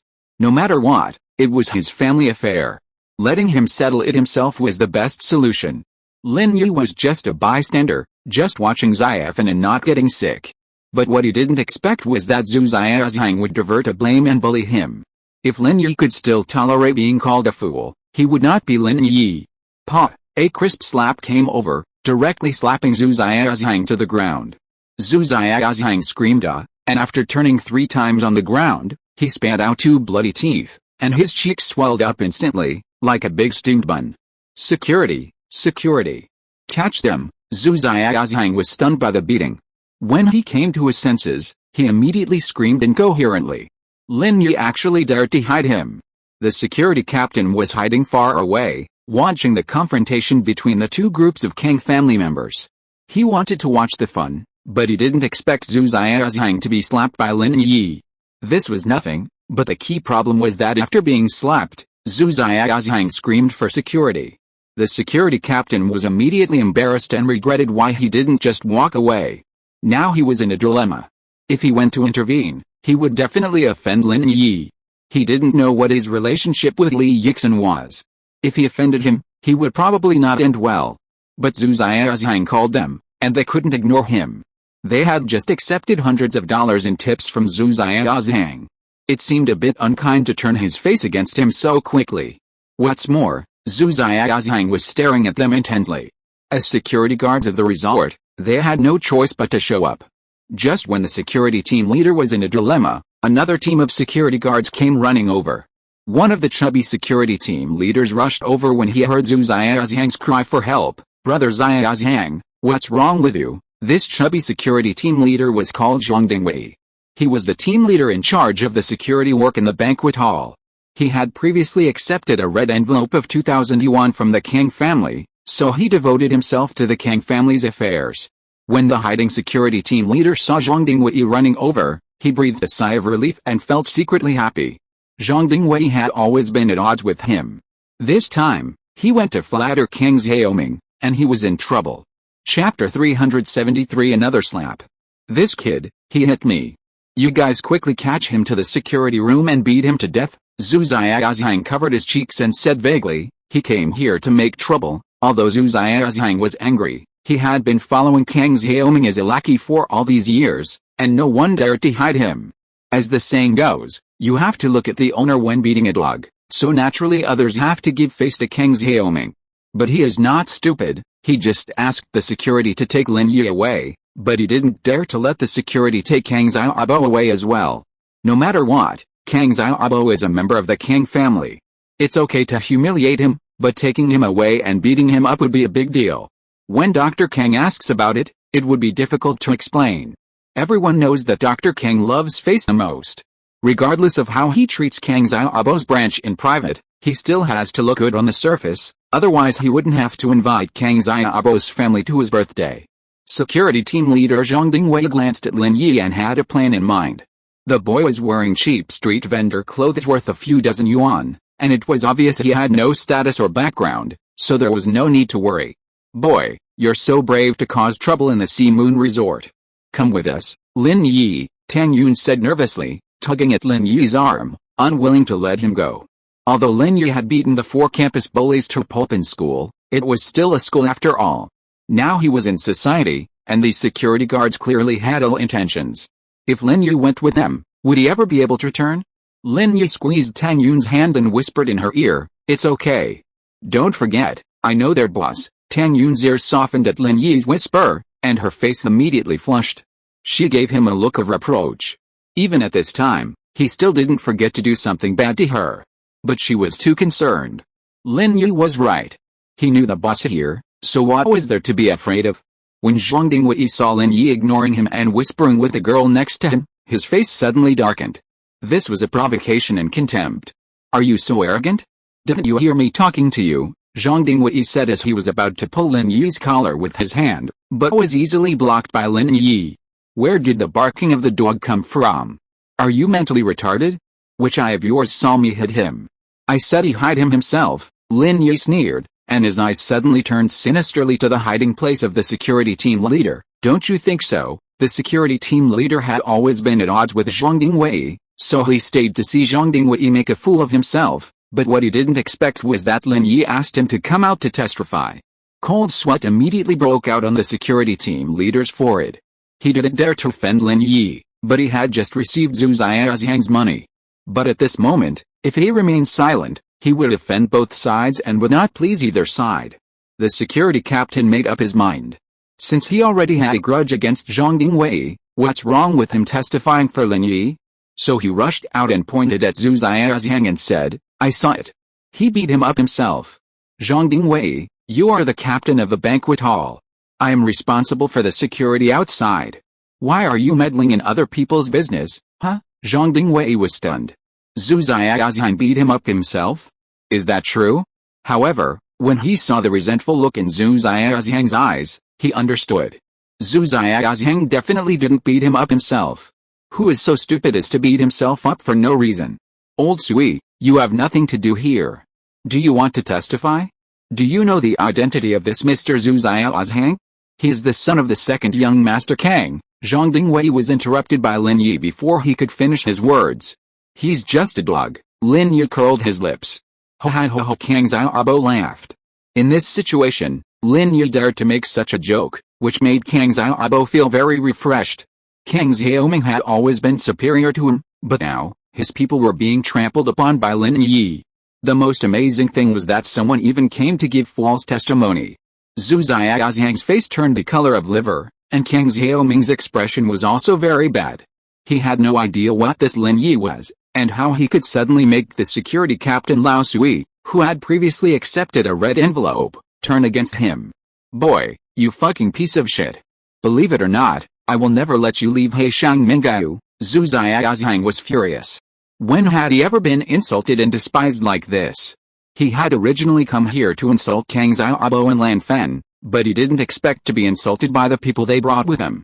If he didn't vent his anger, how could he hold his head up in the upper class of Donghe? Pa! Another loud slap sounded, but this time, no one saw Lin Yi strike. Because this time, Zhu Xiaoxiang's face was swollen on the right side. Judging by the palm prints, he was hit with his left hand. But at this moment, Lin Yi's left hand was holding Tang Yun's hand. "You dare to hit me? Captain Zhang, you saw it this time, right? He hit me. Take him back quickly. Now that the witnesses are here, I don't think he will admit it." Zhu Xiaoxiang yelled with his teeth bared. "You keep an eye on him. I'll see how I deal with him after the banquet is over." However, this time, Kang Xiaoming and Wang Shubin did not speak for Zhu Xiaoxiang, and Zhang Dingwei was also stunned with some shock. It was true that Lin Yi had slapped her in the face for the first time, but who slapped her in the second one? Lin Yi's left hand was clearly holding Tang Yun's hand. This was a fact that everyone saw, and no one saw him do it. What's wrong with you? Zhu Xiaozhang waited for a long time, but Zhang Dingwei did not move, and Kang Xiaoming and Wang Shubin did not speak either. He felt that something seemed to be wrong. You are really a lackey, you only have the IQ of a dog. Lin Yi looked at Zhu Xiaozhang with sympathy. You are already delusional. There are so many people here, and no one saw that I hit you, but you said that I hit you. It seems that you are hopeless. I suggest you buy some brain-dead movies. Maybe you can increase your IQ after taking them. Ha ha ha ha. Kang Xiaobo laughed loudly. He had never been so proud before. Seeing Zhu Xiaozhang and the others being humiliated, Kang Xiaobo felt extremely refreshed. Even Xiaofan, who had tears on her face before, smiled at this moment. She also felt very relieved. Only Tang Yun had a trace of surprise in her beautiful eyes. Although she did not see Lin Yi's move, she did feel it. Lin Yi grabbed her hand and seemed to loosen it for a moment. Chapter 374, Suffering in Silence. Before, Tang Yun had thought it was her imagination, but now it seemed that wasn't the case. Lin Yi had attacked, but his speed and technique were so subtle that no one saw him do it. Tang Yun was both surprised and delighted, secretly blaming Lin Yi for being so ruthless and leaving Zhu Xiaozhang speechless. It was you. You did it, right? Zhu Xiaozhang refused to believe it wasn't Lin Yi who had him, as his face was clearly swollen. Captain Zhang, pull up the video and see if it was him. Zhu Xiaozhang wasn't too foolish. Although furious, he had considered using the surveillance footage as evidence. Excuse me, I'm responsible for security at the gate. I refuse your request. Old Sui, having firmly sided with Lin Yi, had no choice but to go all the way. So many people didn't see this gentleman hit anyone. Your request is simply unreasonable. Are you saying we're all blind? That, Zhu Xiaozhang certainly didn't mean to call anyone blind, and even if he did, he wouldn't dare say it out loud. In his heart, he just suspected that Lin Yi had used some distracting and deceptive methods to achieve his goal. Old Sui, you are going to protect these troublemakers, right? Zhang Dingwei could not find any evidence, but he could not ignore the situation in front of him, so he could only start from other aspects. I am just telling the truth. I really didn't see it. Didn't you see it either? Old Sui said lightly. Okay, Old Sui, do you know that Mr. Zhu and Mr. Kang are both VIP guests of our resort? Brother Li specifically told us to ensure their safety. Now that Brother Zhang has run into trouble in your territory, I want to see how Brother Li will deal with it. As he said that, Zhang Dingwei took out the intercom and pressed a few numbers and call buttons. He and Old Sui are at the same level, both are security team leaders, and there is no direct superior or subordinate, so Old Sui can only use the leaders above to pressure Old Sui. Whatever, Old Sui was overjoyed when he heard that Zhang Dingwei wanted to find Li Yixin. He was afraid that Old Sui would not find him. This time Li Yixin came, and he knew Lin Yi, so things would be easier to handle. Zhang Dingwei thought that Old Sui was being stubborn, so he sneered and said to the intercom, Brother Li, there were some problems at the door of the banquet hall.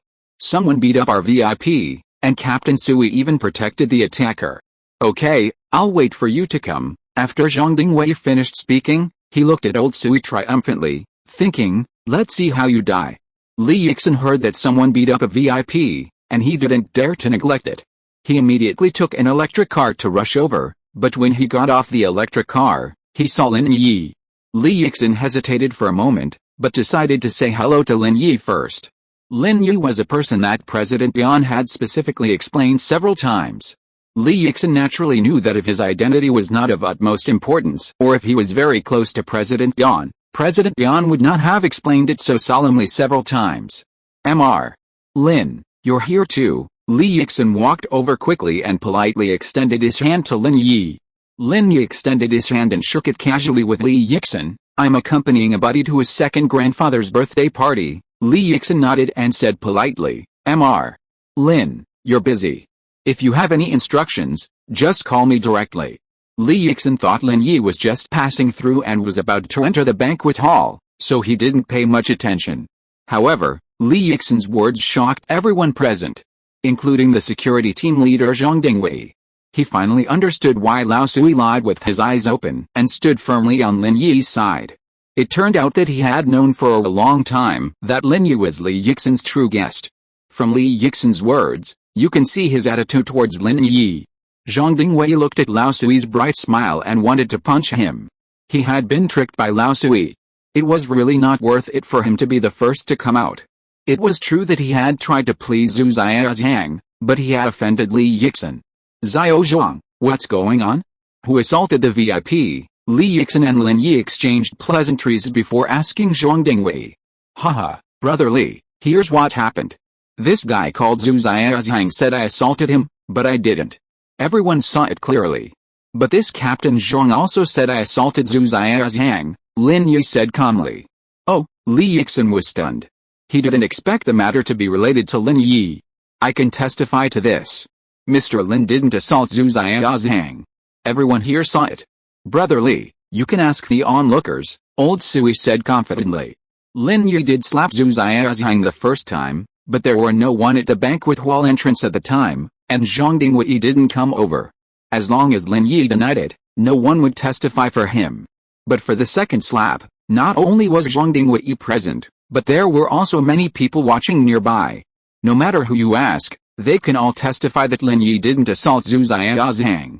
Xiao Zhuang, what's going on? Brother Li's face darkened.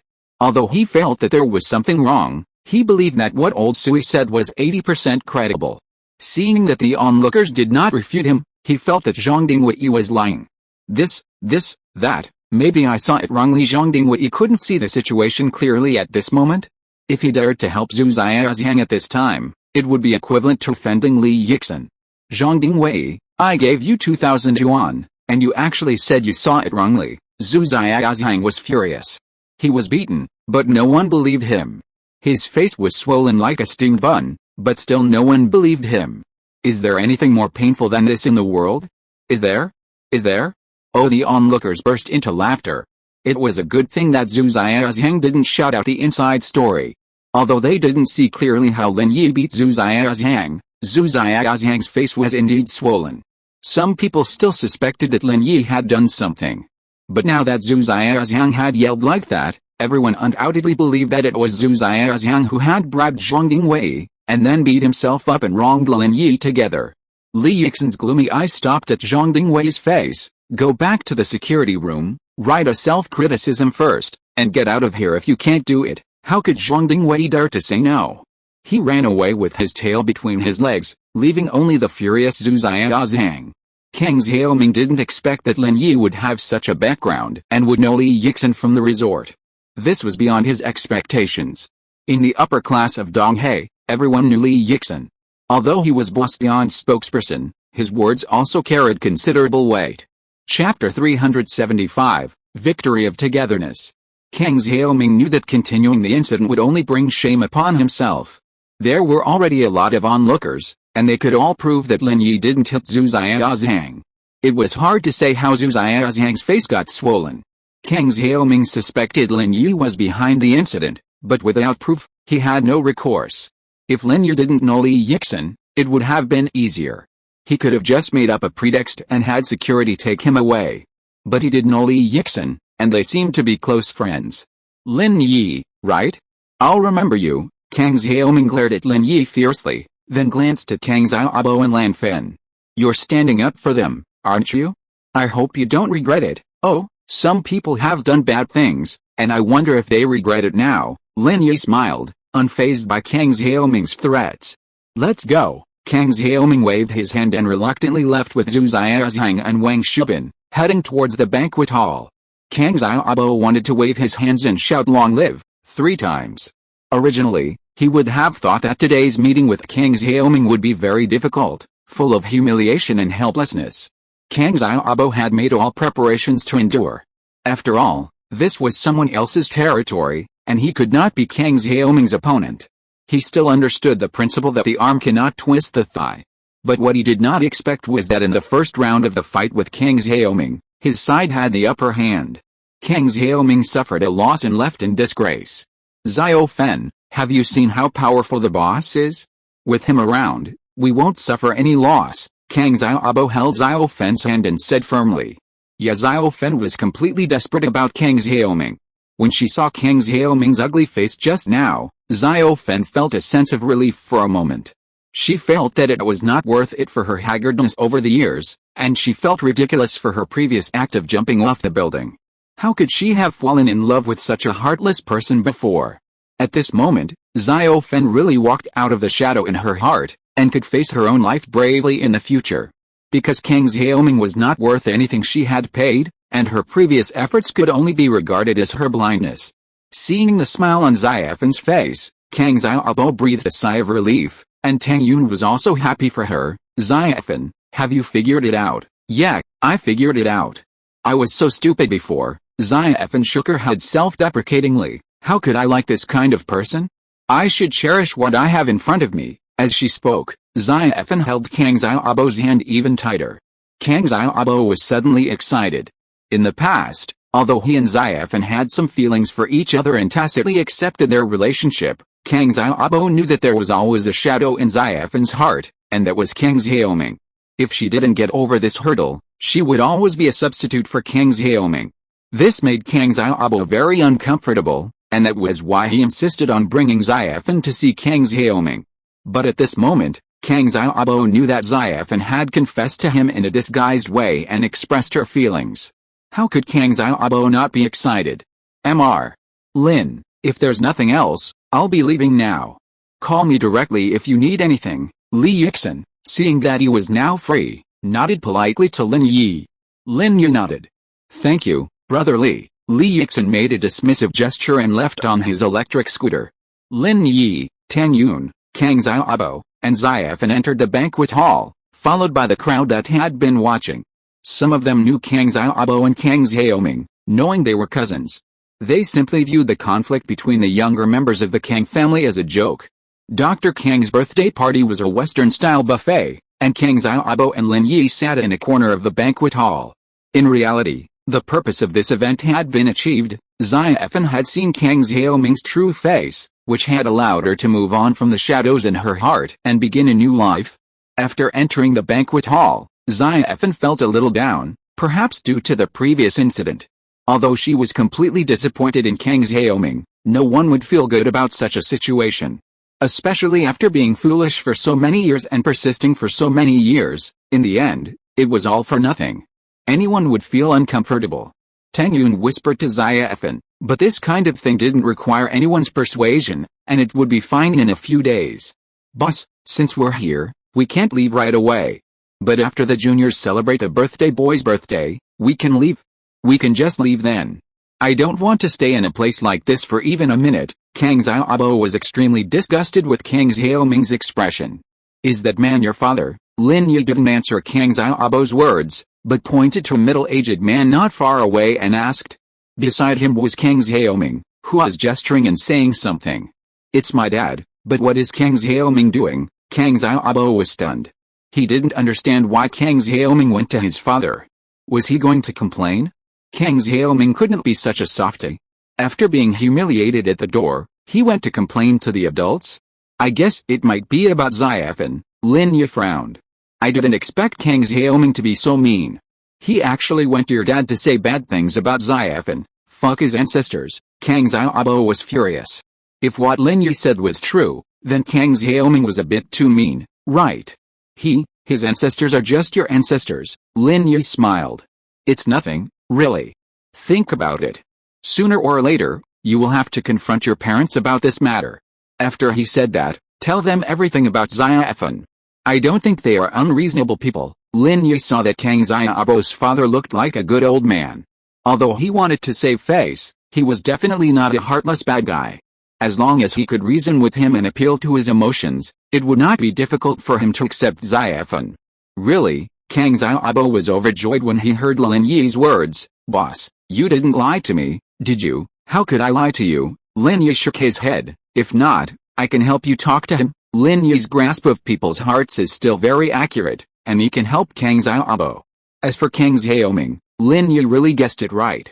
He went to find Kang Xiaobo's father to talk about Xiaofen.